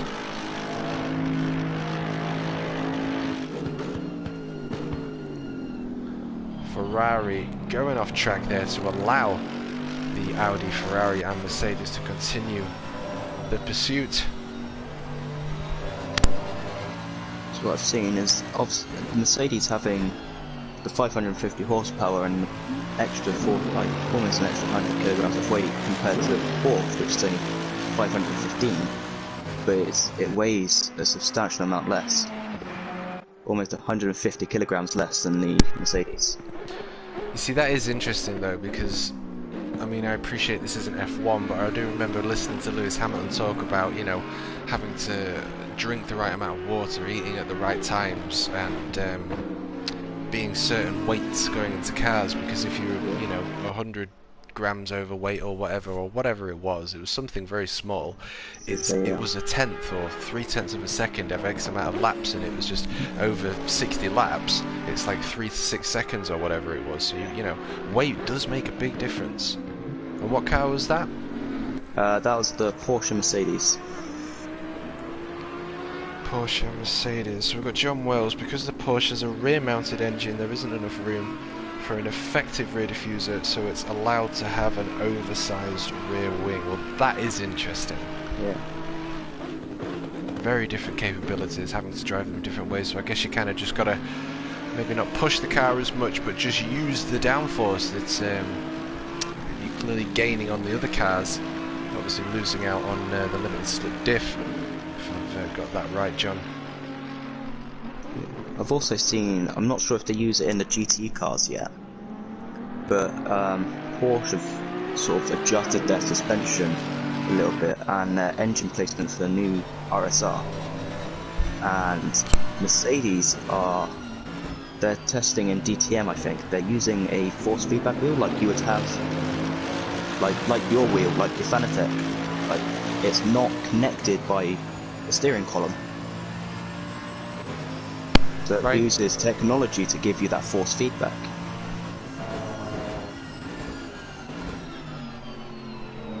That is actually really interesting. It's amazing now the level of technology that's coming into play now, and how different manufacturers are implementing them into the future of racing.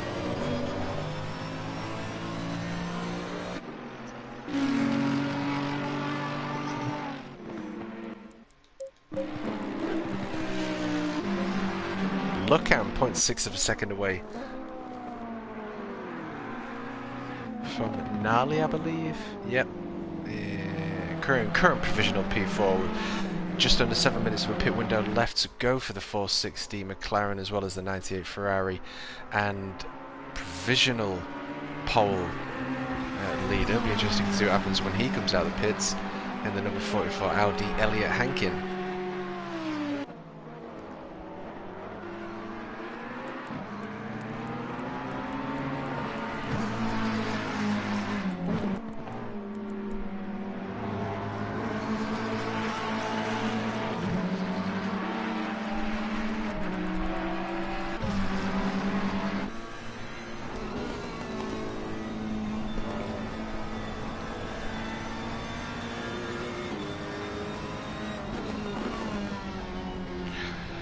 This is true, Stuart Packham. There is no thunderous roar Bentley in this league anymore. Great soundtrack from the sim, but the Bentley sounds awesome. You're most certainly true there, and I think this game has most certainly captured the essence of each of these cars, because I did go and see this last year because of this game. I went to see the British GT, and they do obviously have the British GT pack, British GT season, and James Baldwin, who was in the 2019 British GT3 and the McLaren. But they are most certainly accurate. We've got the mixed McLaren and Ferrari. The Ferrari and the number 12 going side by side with the McLaren there inside, but does he get the cutback? Fighting for position into Cheetah, but the Ferrari just capitalises on position there as they make their way through the final corner. We've got the sound of the McLaren, and the McLaren is most certainly a bit of a beast. And the Bentley in the GT3 class is a V8 twin turbo, rear mounted engine to improve stability.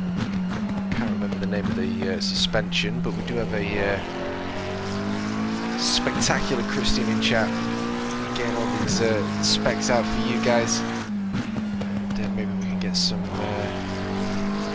McLaren and Kyalami facts, as Kyalami is a track that I've been aware of at all until getting into ACC myself. So like I say, it's really awesome to play such a high-end simulator.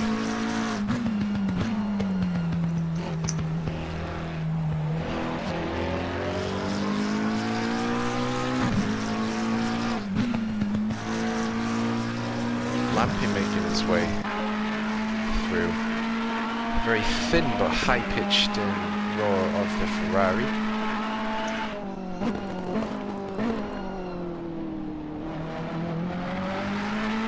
And Elliot Hankins still left to pit, as is the 460 McLaren.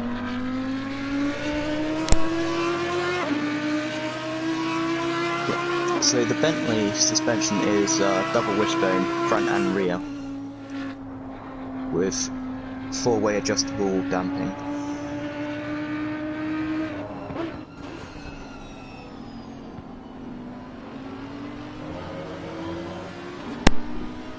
That's interesting, four-way adjustable dampening. I mean, different conditions, different tracks, different dampening rates. This track is it's decent enough, decent camber, but it's quite bumpy, and we've got some pretty fast sections as well as some slow sections that demand some fast exit speeds, putting an LSD and suspension under maximum work.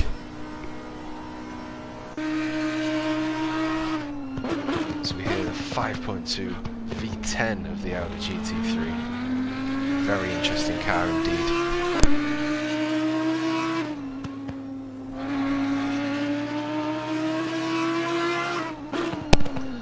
And into the pits for Elliot Hankin, currently occupying provisional pole position. And Anzi in chat cheering. I'm not sure what flag that is. Someone can let me know. There's so many that look the same and it's so small. It's a Levian check. Nevertheless, as we wait for that. I can't see it, unfortunately. Okay.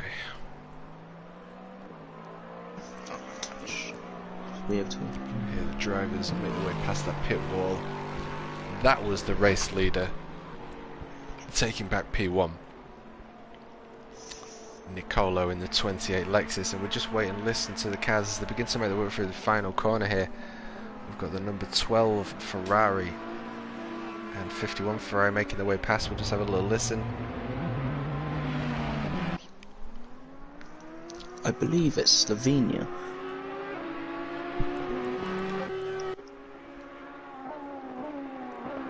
Please correct me if I'm wrong, but I believe that's a Slovenia flag.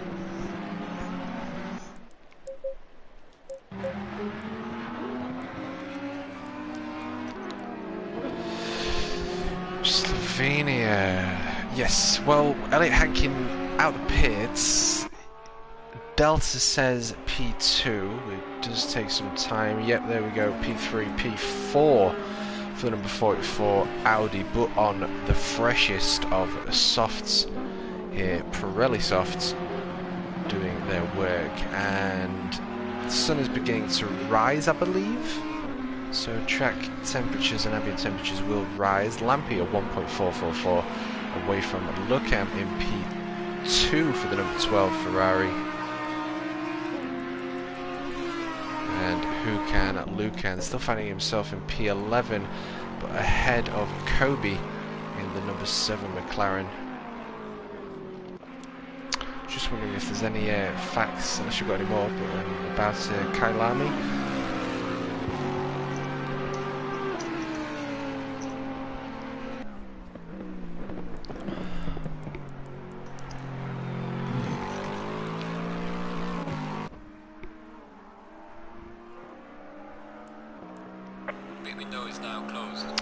Pit window closed. I will not manage to make it, but Alexi and Kevin are in the pits. The beautiful white Ferrari GT3 there. Not sure what that means. I'm sure he doesn't care. He's out there getting them hours in, And we've got just under 50 minutes of racing left to go here at Kyalami as he makes his way up to the S's. And Lampe 0.6 away from P2, which was currently occupied by Elliot Hankin in the number 44 Audi, but now occupied by Lucam, working his way from what was P13 and now in P2, 22 seconds separating himself between P1 and the number 28 Lexus. 40 laps in, 50 minutes left of racing left to go, but we have a 0.4 of a second gap between the two Ferraris of Lampe and Lucam there. So it seems that the original Kyalami circuit was used from 1961 to 1985, when it was eliminated, it was demolished. The circuit was then rebuilt in the early 90s as a commercial development, and Likut Bend, the Kink, the start-finish straight, Crowthorne Corner and Barbecue Bend were eliminated. Alright. And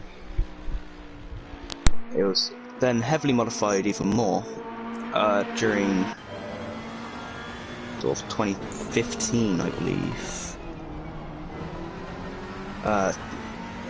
to 2008, which revived the track on its 50th anniversary.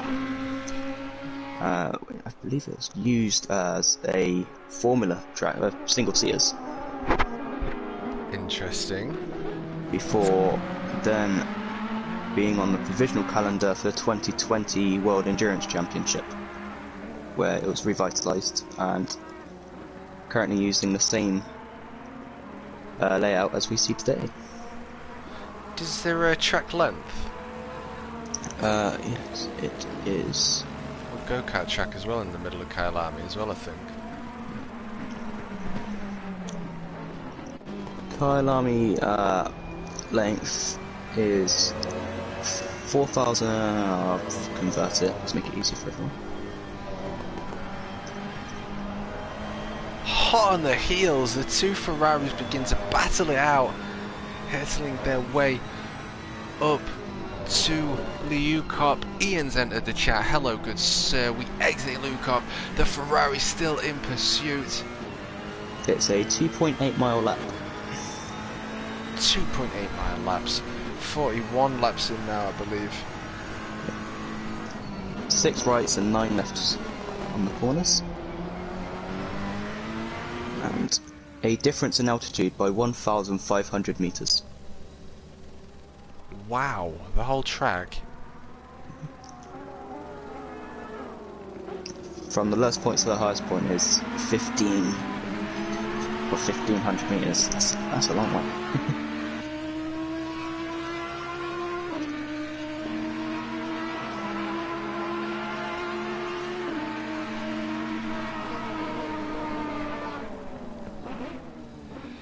Continuing to battle it out though, these two mid-engine V8 twin-turbo Ferraris, and we could just see Elliot Hankin there in the 5.2 litre V8 Lamborghini engine, depending on how you want to look at it.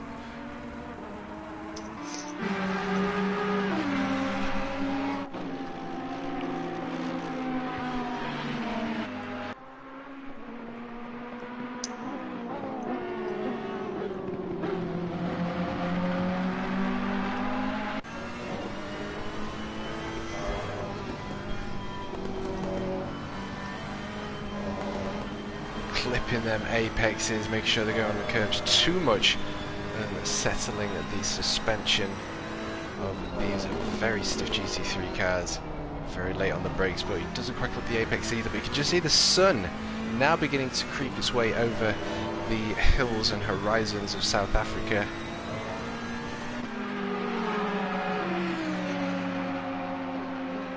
So that means tyre temperatures should begin to improve depending on what drivers have set them to, but drivers do seem to be settling in. Nicolos 43 laps in, still P1, and a lap separates the P1 to P2 now, but Lampe, Elliot Hankin are in the chance of a podium here. Someone's going to lose out on a podium, but Elliot Hankin does have 44 minutes to go in the number 44 Audi. Is beginning to play mind games on the number 51 Ferrari, who was playing mind games earlier.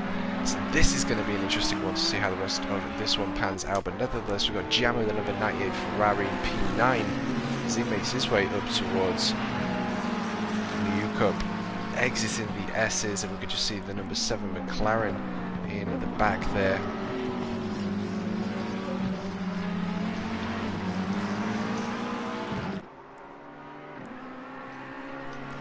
So we jump back on board with what is an awesome battle here for the fight for both P2 and P3 between Ferrari and Audi.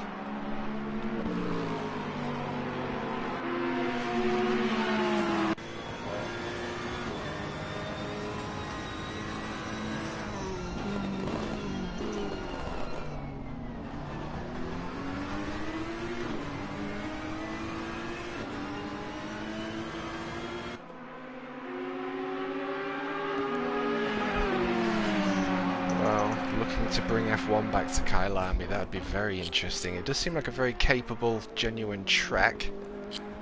When I said the roads are bumpy, they weren't necessarily bumpy, but they would just mean the camber and the elevation changes and more accurate. But nevertheless, Elliot Hankin, the mind games are perhaps beginning to work, going on the outside yet again, but Lampy with the racing line. The number 44 Audi going back into the racing line as he goes through the final corner there, trying to get the best exit he possibly can, tucking into the slipstream of the 51 Ferrari.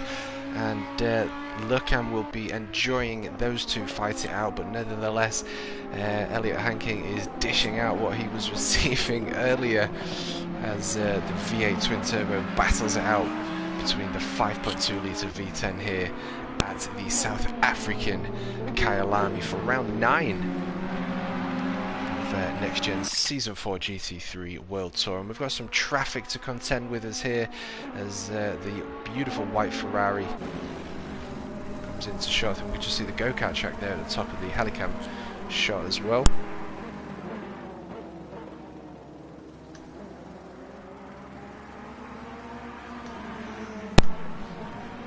And there we go, allowing them to pass.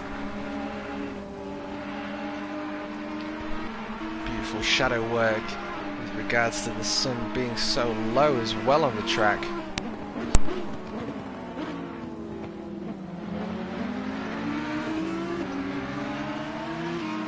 These two cars actually have obviously the BOP made by the GT series. Built together, they have pretty much the exact same power to weight ratio, with the Ferrari having an extra 15 horsepower but also an extra 35 kilograms of weight. Interesting. Compared to so the much Audi. to consider. I do know that the Lexus, I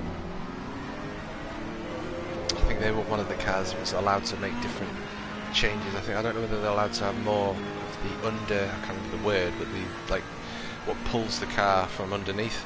I can't remember the word, splitters sort of thing, but underneath the car, it was allowed to redesign its work as Elliot Hankin on the bumper of P3 there, occupied by the 51 Ferrari. But yeah, the Lexus was allowed to make a few changes as well. I'd have to go have a little look myself unless you can find it, but yeah, they've reworked the perhaps engine bay and underside of the carriage.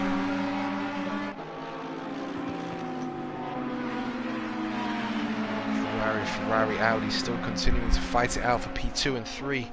Someone's going to have to take a P4 and PTMK today here at Calamari.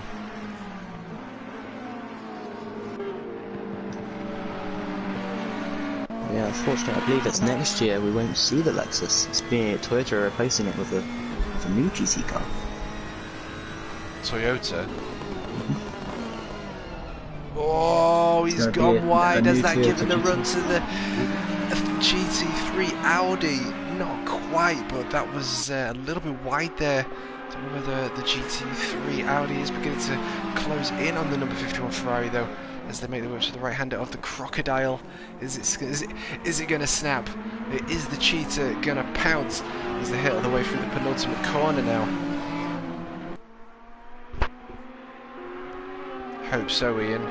Yeah, it is. Oh, yeah, I remember that. It was in one of the early trailers. People were spotted the slight differences in the panels and the door card, which allowed them to recognise that it was actually a slightly different Audi than the one we already had in GT Sport. Right.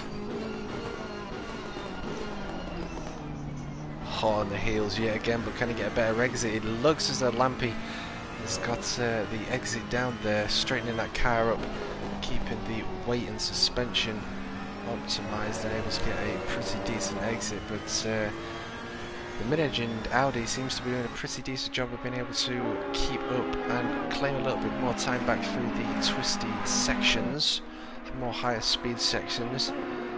Ferrari seems to be very nimble and quick out through the slower section, and right on the bumper is the Audi to the Ferrari here. Making their way through the S's.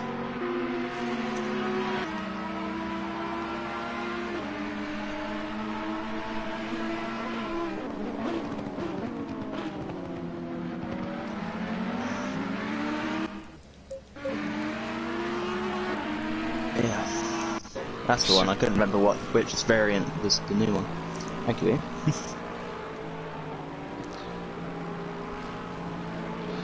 Now, the 909 Mercedes has found himself back in P7 and is in pursuit of the AM class leader in the 420 Porsche, the legendary Matev, who is 14 seconds behind the number 21 Ferrari driven by Samuel. And we will see a change in positions here as Matev in the 420 Porsche in the AM class against the 909.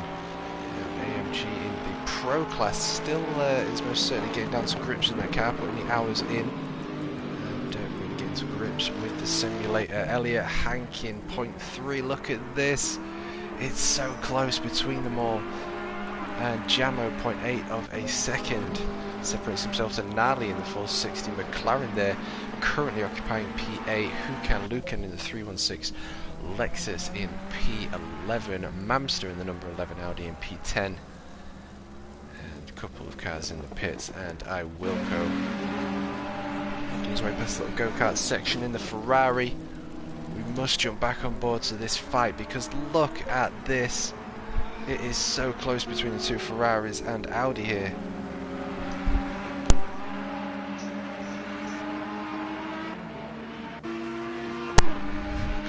He's gone! Luckham has gone! Losing the rear end and unfortunately not able to capitalise. That is a position lost and means that Lampy now occupies P2 and Hankin is in podium position, so they now fight for P2. The fight between Ferrari and Audi is now on as they now make their way into the right hand of the Crocodile and up towards Cheetah. Incredible events that have just occurred here, and what unfortunate events it is, and they've gone side by side. Elliot Hankin nearly taking that position away. No mercy being shown. 36 minutes of racing left to go for this 2-hour, 24-hour clock here at the 9-hour Kalami event is on the way, but Luckham finding his way in P4, 6 seconds, separating himself now. So we might be able to get that back if there's some rustle and tussle between them both. Elliot Hankin going for those mind games yet again. And Misha has made the move on the 420 Porsche. Not really much to fight for there, so no need to fight and get into anything. It's not worth it, but we have an incredible fight on here between the number 44 Audi as he makes another look into the sunset. But Lampy now receiving previous treatment. Jamo a 0.6, 30 away from Nali. Now a 0.5. These two have been on each other the whole race. Yeah, absolutely. And obviously, having driven all the different cars myself, I don't consider myself a professional yet on this game, but you know, you do feel the differences of the cars and what they are capable of. So it's, you know, it really does say how many hours have been put behind them and how they can capitalise and lose time depending on the sections and demands of the track. But we do have two mid-engined cars here, but different. I would assume weights from the V8 twin turbo. 5.2 V10. Very, almost identical, these cars. But the handling is so different. These two drivers, they know what they're doing. Absolutely, Elliot Hankin on the bumper and chasing the slipstream as he goes for the inside line. That might have been questioned by the FIA. Nevertheless, they work through the first corner of Crowthorne. And Lampy holding on to P2. The fight for P2 is well and truly on fire now as we are in the closing final quarter of the 9 hours here at Kalami.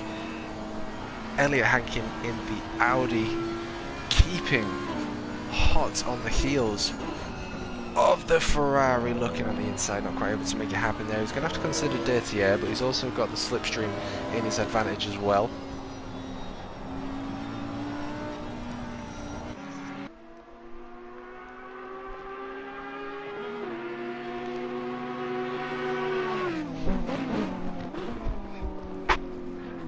Beautiful soundtrack.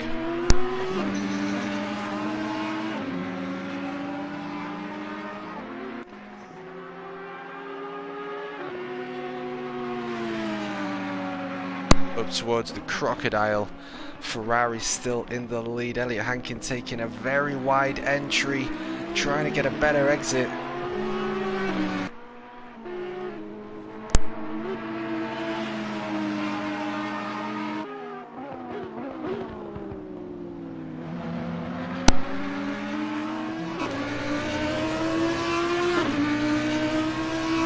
It's definitely a first gear exit through Ingui there, crossing that start-finish straight. He's gone for the inside line. Nose is too far back. He's got a wider exit. He's already side by side. Is he going to get a good run out here? It looks as though he has another wide entrance, capitalizing on momentum on the bumper of that Ferrari GT3, costing around $250,000. And up to sunset.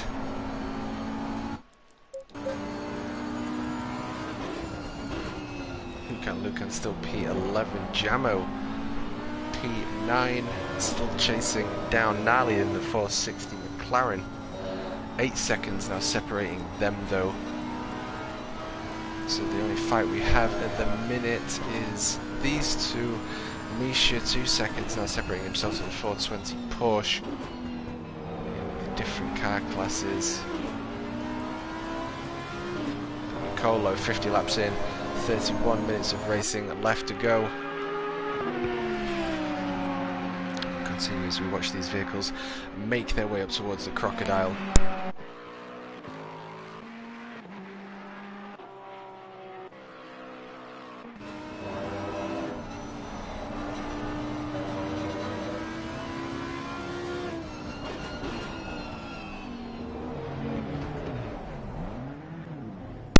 That is some unfortunate contact there. I mean, that was completely and utterly unintentional. Elliot Hankin just had a very, very good run there.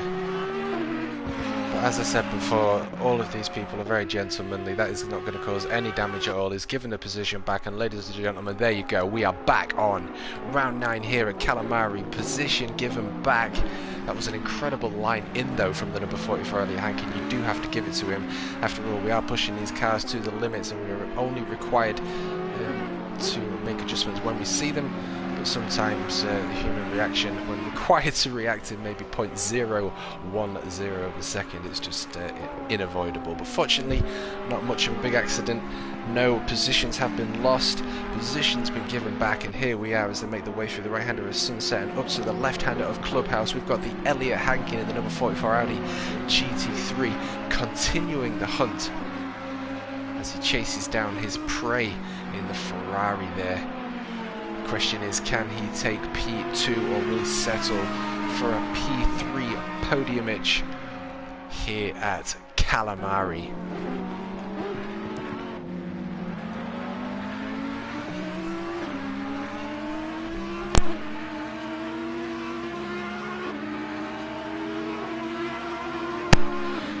what's the most successful class in this in the GT3 class? What's the most successful winner, Christian?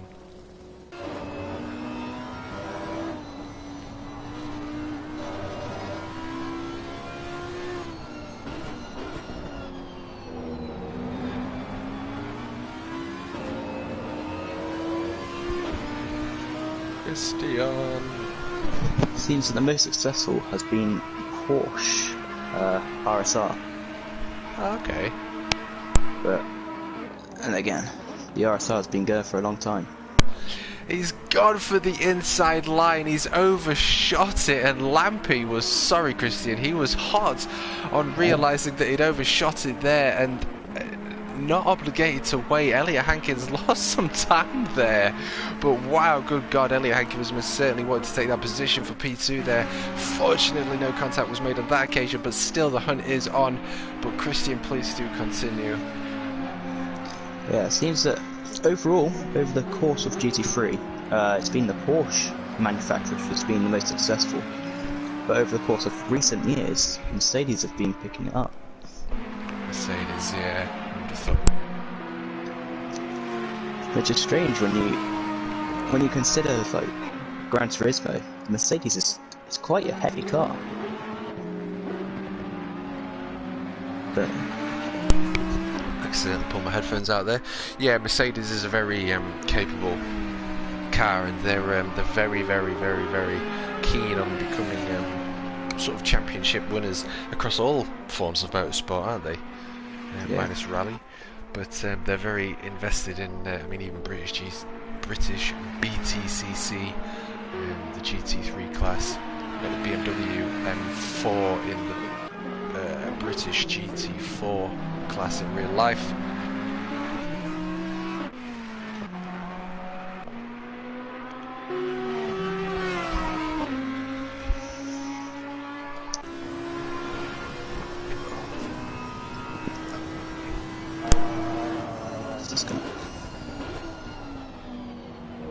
Alright, gotta work it all very out for you.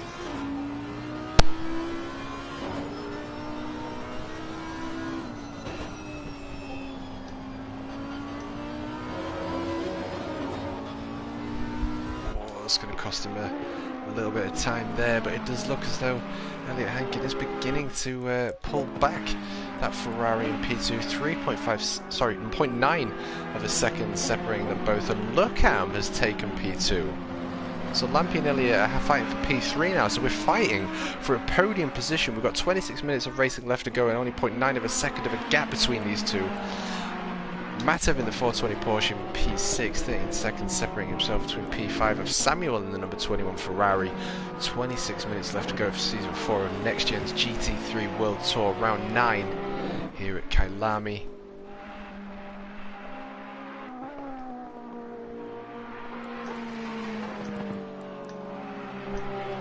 2 seconds now separating P3 to 4.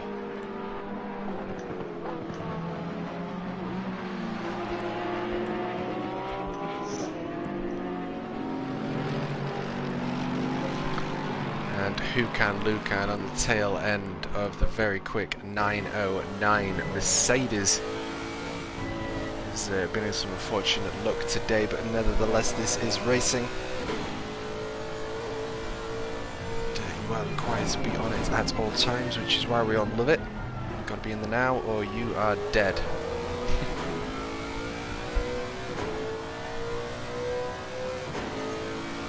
Down the mineshaft, heading his way up towards the right-hander of the Crocodile. Not seeing it snap yet though. Pushing close to 600 horsepower. Up towards Cheetah. And into the pits there for Mamster in the number 11 Audi. Perhaps receiving some mechanical damage. Nevertheless, the Lexus of the 316 Lucan, Mr. Tokyo Drift, is in pursuit of the very quick Misha in the 909 Mercedes. Tokyo Drift Oh, Elliot Hankin going is already on the tail end of the number 51 Ferrari here. I think one of the Mercedes Works GT3 is going to be in British GT this year. Ooh, that's interesting.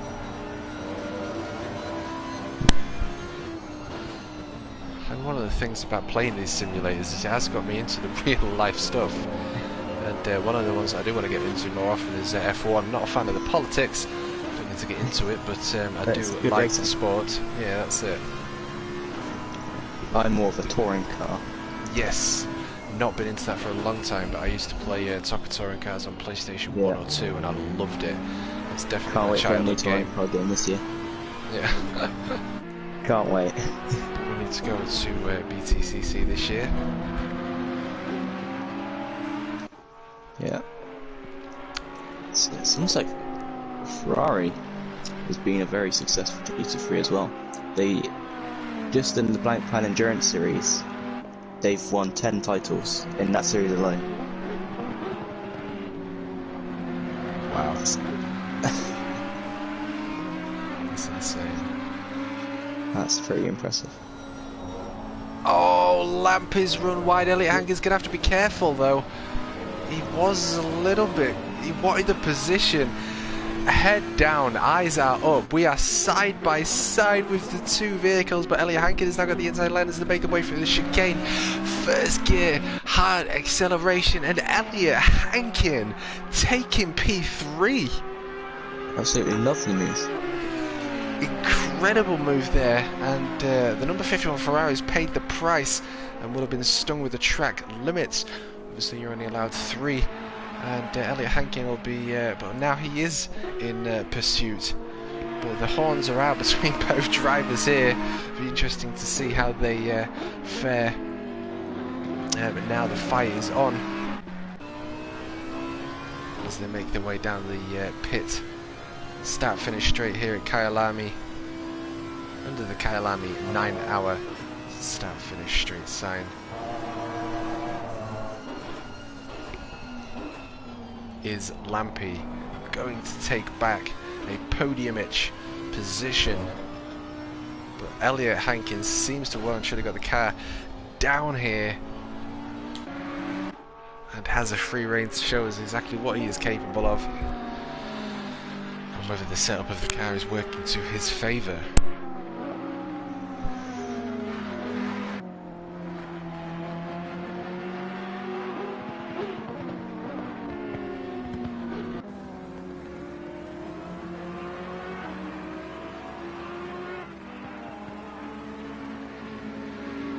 What information do we have about the GT3 Audi, Christian?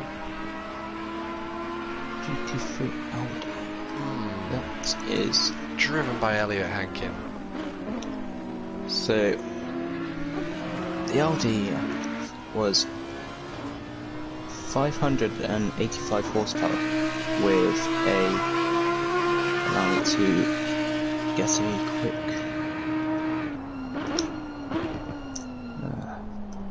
conversion.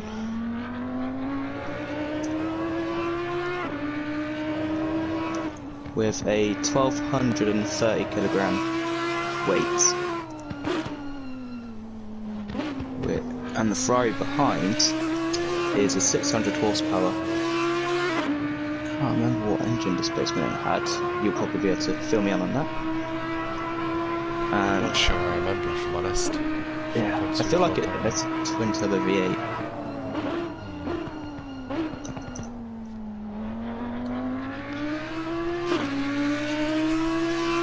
So, what suspension are we on? The aerodynamics on these GT3 cars are blooming incredible though. It must produce so much downforce. Well, no, it's a naturally aspirated V8. You're joking. I think it's a naturally aspirated. GT3 Ferrari, wow. With a 0.48 horsepower to kilogram power to weight ratio.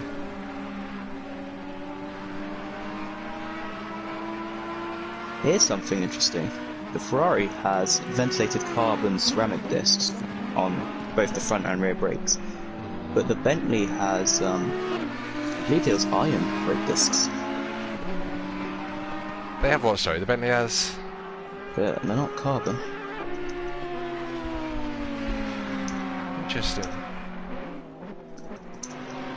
They must have different performances and different sort of like sweet spots, and it's interesting the choices that they actually go for and why. Yeah. Yeah, it's Brembo ventilated iron disc brakes on the Bentley GT3 car.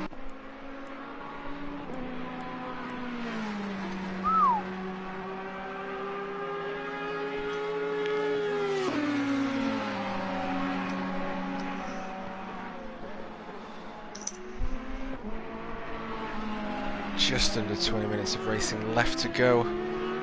Elliot Hankins still able to hold on his podium position, but is still under pressure from the number 51 Ferrari. Only makes a mistake for that position to be given back, but I think his softs are most certainly coming into play now. Maybe better temperatures, but he did pit late, so of course he is on fresher rubber here.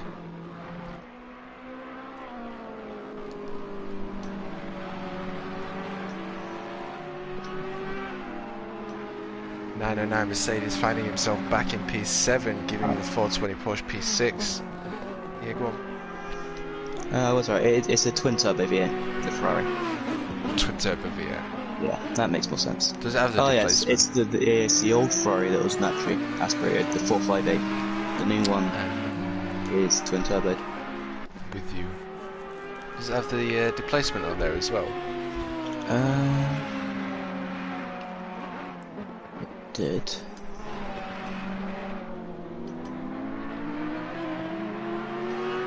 Oh, that's another track limits for the 51 Ferrari.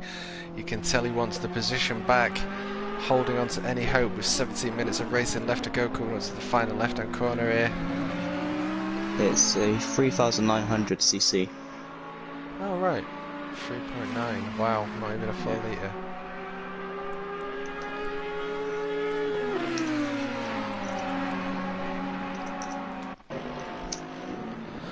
Matev taking P6 back. He's going to be loving that in the points for the AM series. Yeah, and the Audi R8 is a 5.2 litre. 5.2 V10. Yep. That's a big old engine.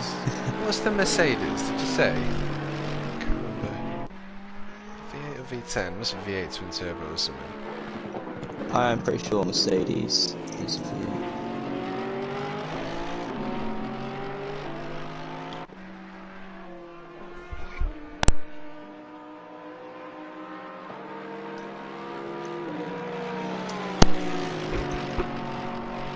Yeah, it's a 6.3 litre V8.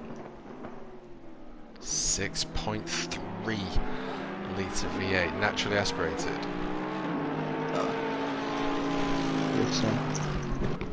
Because the Ferrari, what was 3.9 twin turbo? Yeah. And then your naturally aspirated ones are 5-6 litres. Interesting.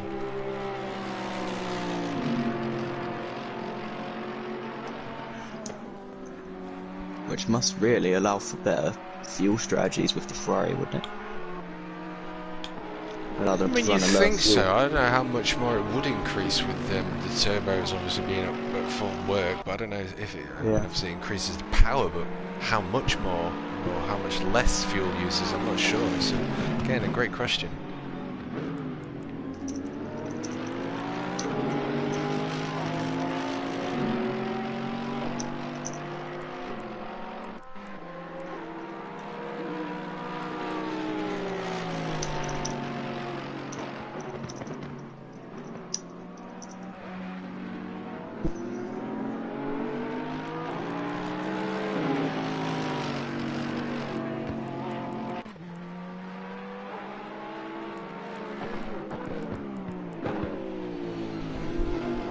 Alrighty, 15 minutes left to go. Mercedes chasing Porsche. Two very different vehicles.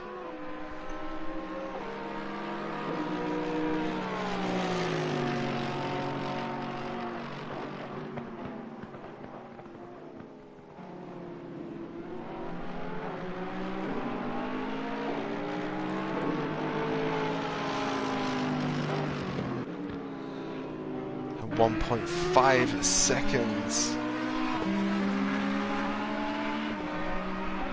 separating P3 to P4. Elliot Hankin just running away now. 1.3 of a seconds gain between the last delta. So the Audi is beginning to show it's just got the faster pace. Maybe because of tyre wear and setup, but nevertheless, hopefully Lampy doesn't push too much, thinking it's him. And losing control of his car and 4th position. As of course points are all to fight for. 13 minutes racing left to go from the 2-hour race for the 9-hour of Kalami.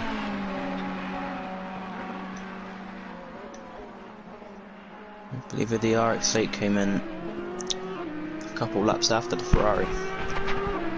Those fresher tyres are sort of coming into their own now. The Ferraris sort of hit that drop-off point. Yeah, and then it's going to have his as well. He's what, 1.6, he's gone back up a couple of tenths, now 1.4, he's actually gone back from, he's actually gaining some road here to P3. Question is there enough time, and has he got what it takes to get a podium with just over 12 minutes of racing left to go? Nicolo 61 laps in the number 28 Lexus, making his way through Cheetah and up towards the left-hander of Ingui, making it 62 laps.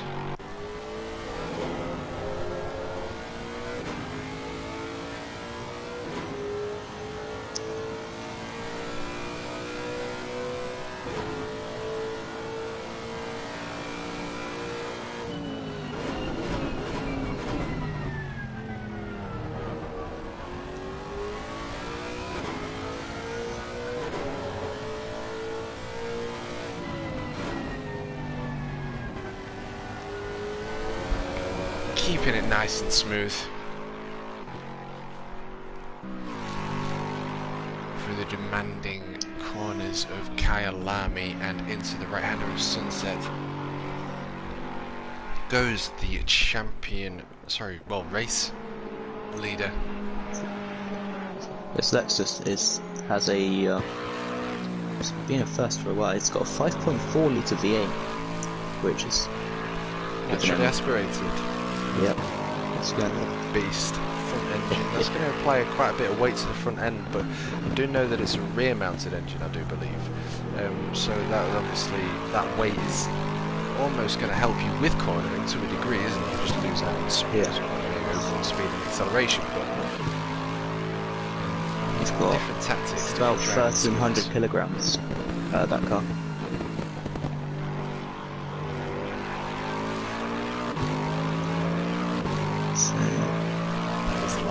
Especially for the engine and size. Yeah.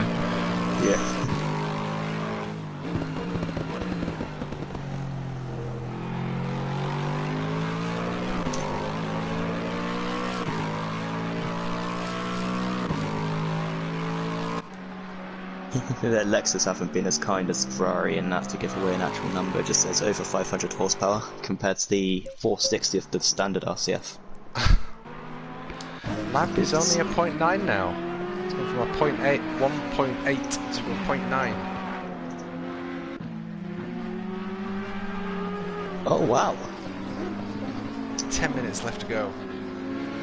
That the RCF GT3 car, it seems that it uses pretty much the same engine as the road-going version, the 5 litre V8, but it's tuned a lot more. Yeah, nice one, mate. That's what's so interesting about it. Yeah, it's also why it's not making as much horsepower perhaps as some of the other GT cars. So I don't know whether I'm right in saying that they have to be road selling cars. Yeah. To enter in sort of these events, they have to have, I can't remember the exact amount, but they have to have a certain amount of production vehicles of that type. So most of these cars were production, then turned into race cars. If you look at the, I'm sure it's not in this game, the Ford GT, that was actually made a race car into a production car for Le Mans a couple of years ago. Wow. Wow. But when you look at the specs of it, of the 2016 Ford GT, the reason it's so expensive is there's so little of them, because they pretty much, what I think they did was built the minimum they could have to allow them to enter the 24 Hours of Le Mans using that car.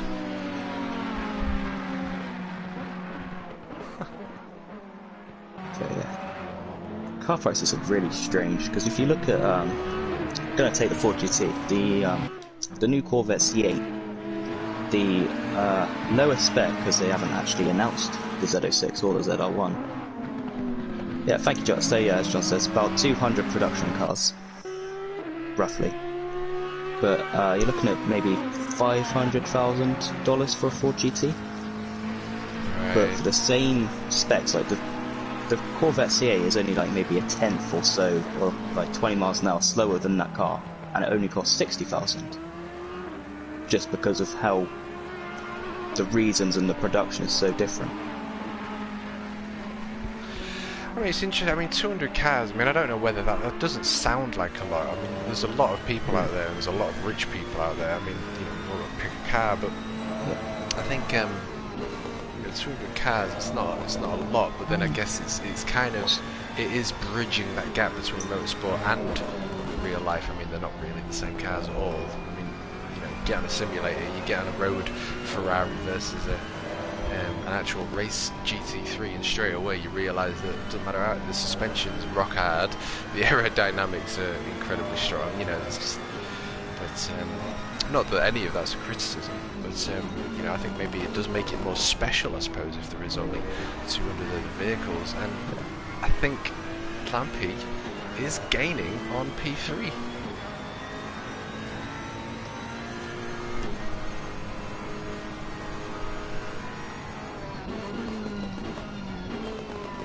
Yeah, only 250 of those Ford GTs were built.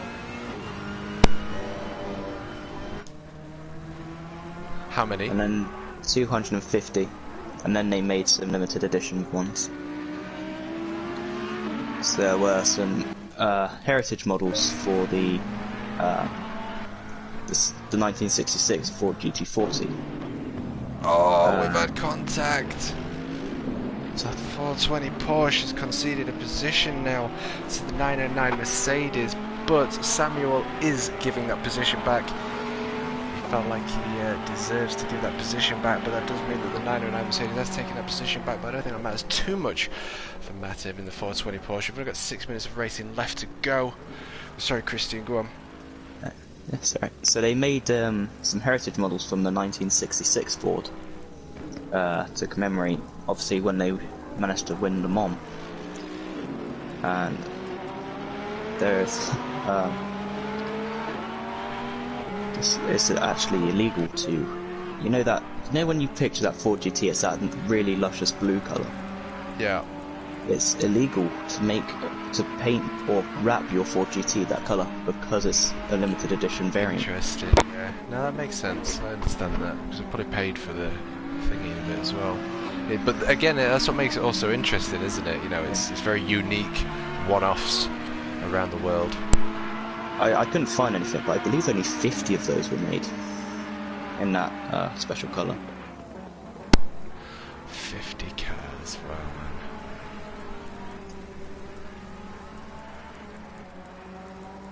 Well, final 5 minutes. Lampy Down there already. has been stung with a drive-through penalty, and into the pits goes the number 51 Ferrari. His chances of a P3 have most certainly blown through the wind, and is he now under threat from the 909 Mercedes, who's just took P5 there? We can just see, is that Samuel pass? 909 is making his way up towards the Crocodile. It's going to be too late for him to capitalise on a potential P4, but nevertheless, what an incredible race from everyone. And that looks as though, unless Elliot Hankin 4 seconds away from Luckham in the number 44 Audi, now 3.5, it looks like he's got a pretty comfortable podium itch there in P3. Jack LaMotta, what a legend. Good to see you, sir.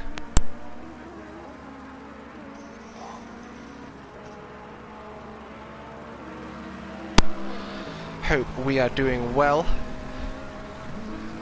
Hope German is treating you well today.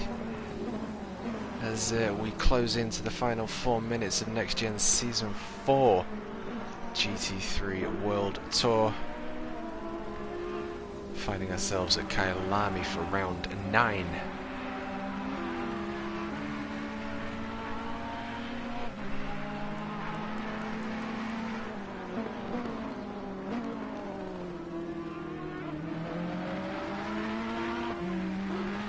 Yeah, it's only 200 cars, and interesting to know who's got them.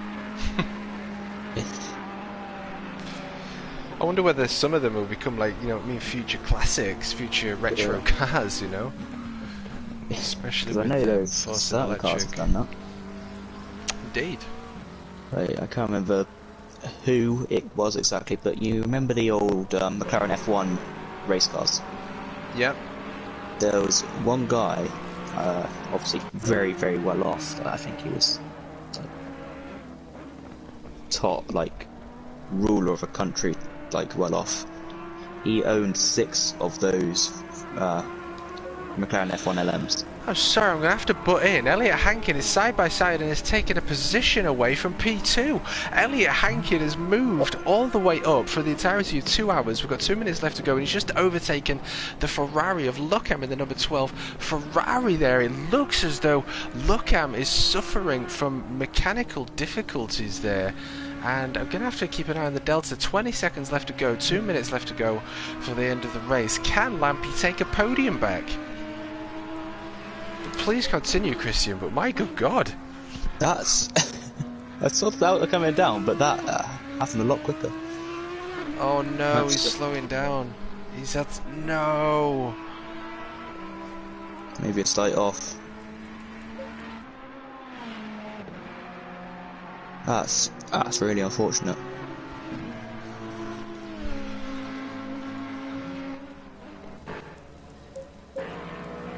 Elliot Hankin P2, Lampy P3, and the 909 Mercedes working his way back through the pack is going to be taking a PTMK today in P4. Matev taking P5 in a 420 Porsche, 5 seconds between himself and the 909 Mercedes. 80 seconds of racing left to go. My good God. Indeed, fresher tyres. Well, okay, so it's like all Low it took was fuel. like those final 2 minutes, and we've had a whole new podium change.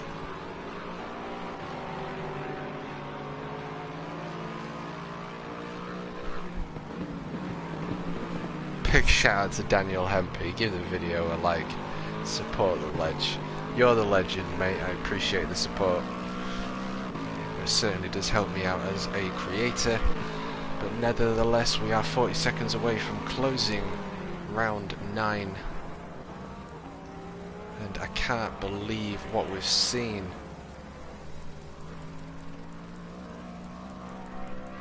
Wilco doing God's work in the 405 Ferrari. So he's giving away position, but he's getting his time in. He's going to become faster and faster, programming them neurons. 11 seconds of racing left to go. He's crossed that start finish, so now he's on the final lap, coming up to the first corner. I'm just curious to where the drivers are going to be finishing. Number 21's crossing. And no, so everyone now is on the final lap. Nicolo taking P1, 69 laps in.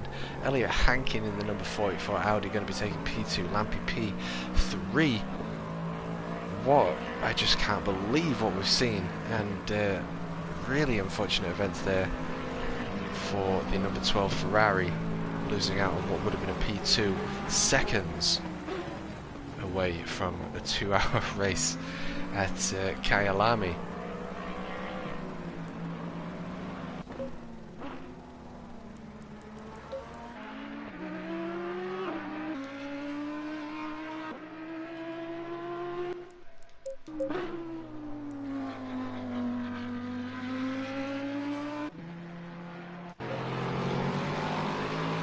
for the final time. Hello, Dirk. Thank you for your words, mate. I do appreciate that very much. Yeah, good to hear. Makes his way up to the right end of the crocodile. Hopefully it won't snap on his final lap. And up towards the cheetah. The cheetah.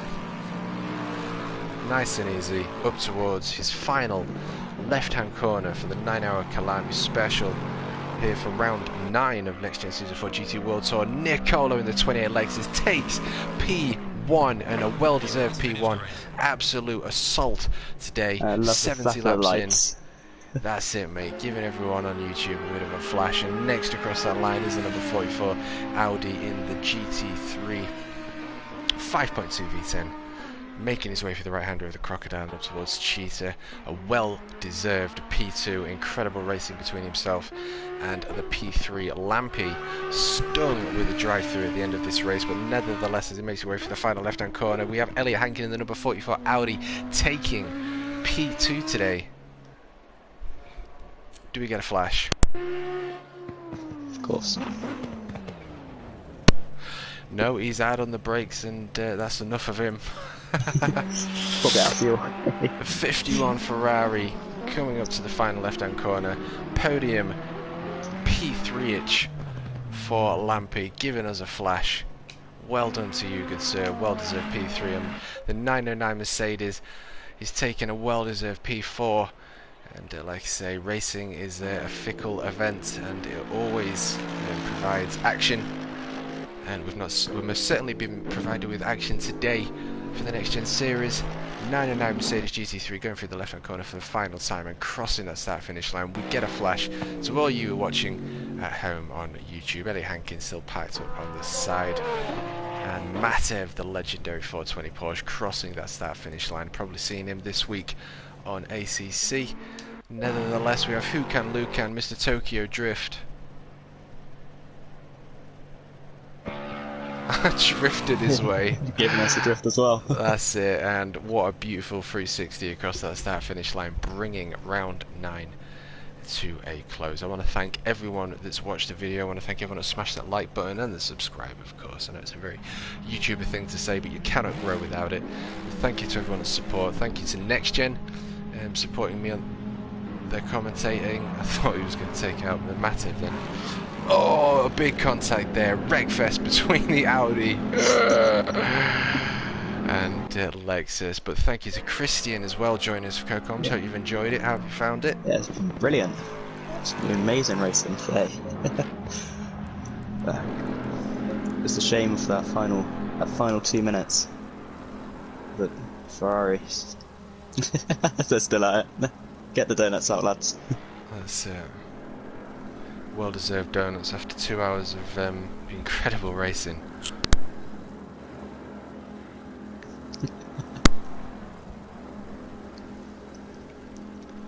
FAA will not be happy with that. You're burning up the tyres. Mercedes boss demanding celebratory donuts.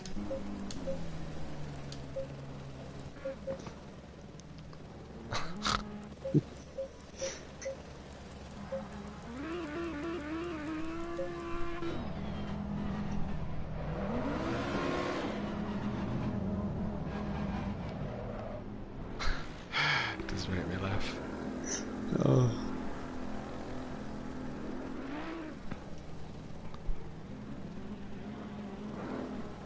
Well, I can't beat a little bit of end of stream drifting, but yeah, again, I do want to thank everyone for joining. I'm looking forward to round 10 and an updated score chart.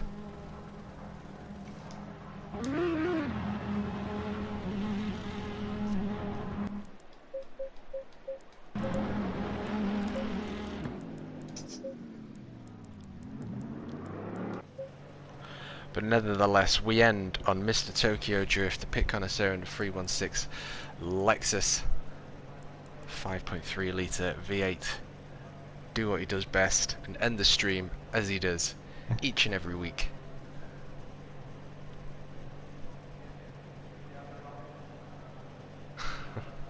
I want to thank you all again. I want to thank you for everyone's night's works. Thank you, Jack. Thank you, John. Appreciate your help.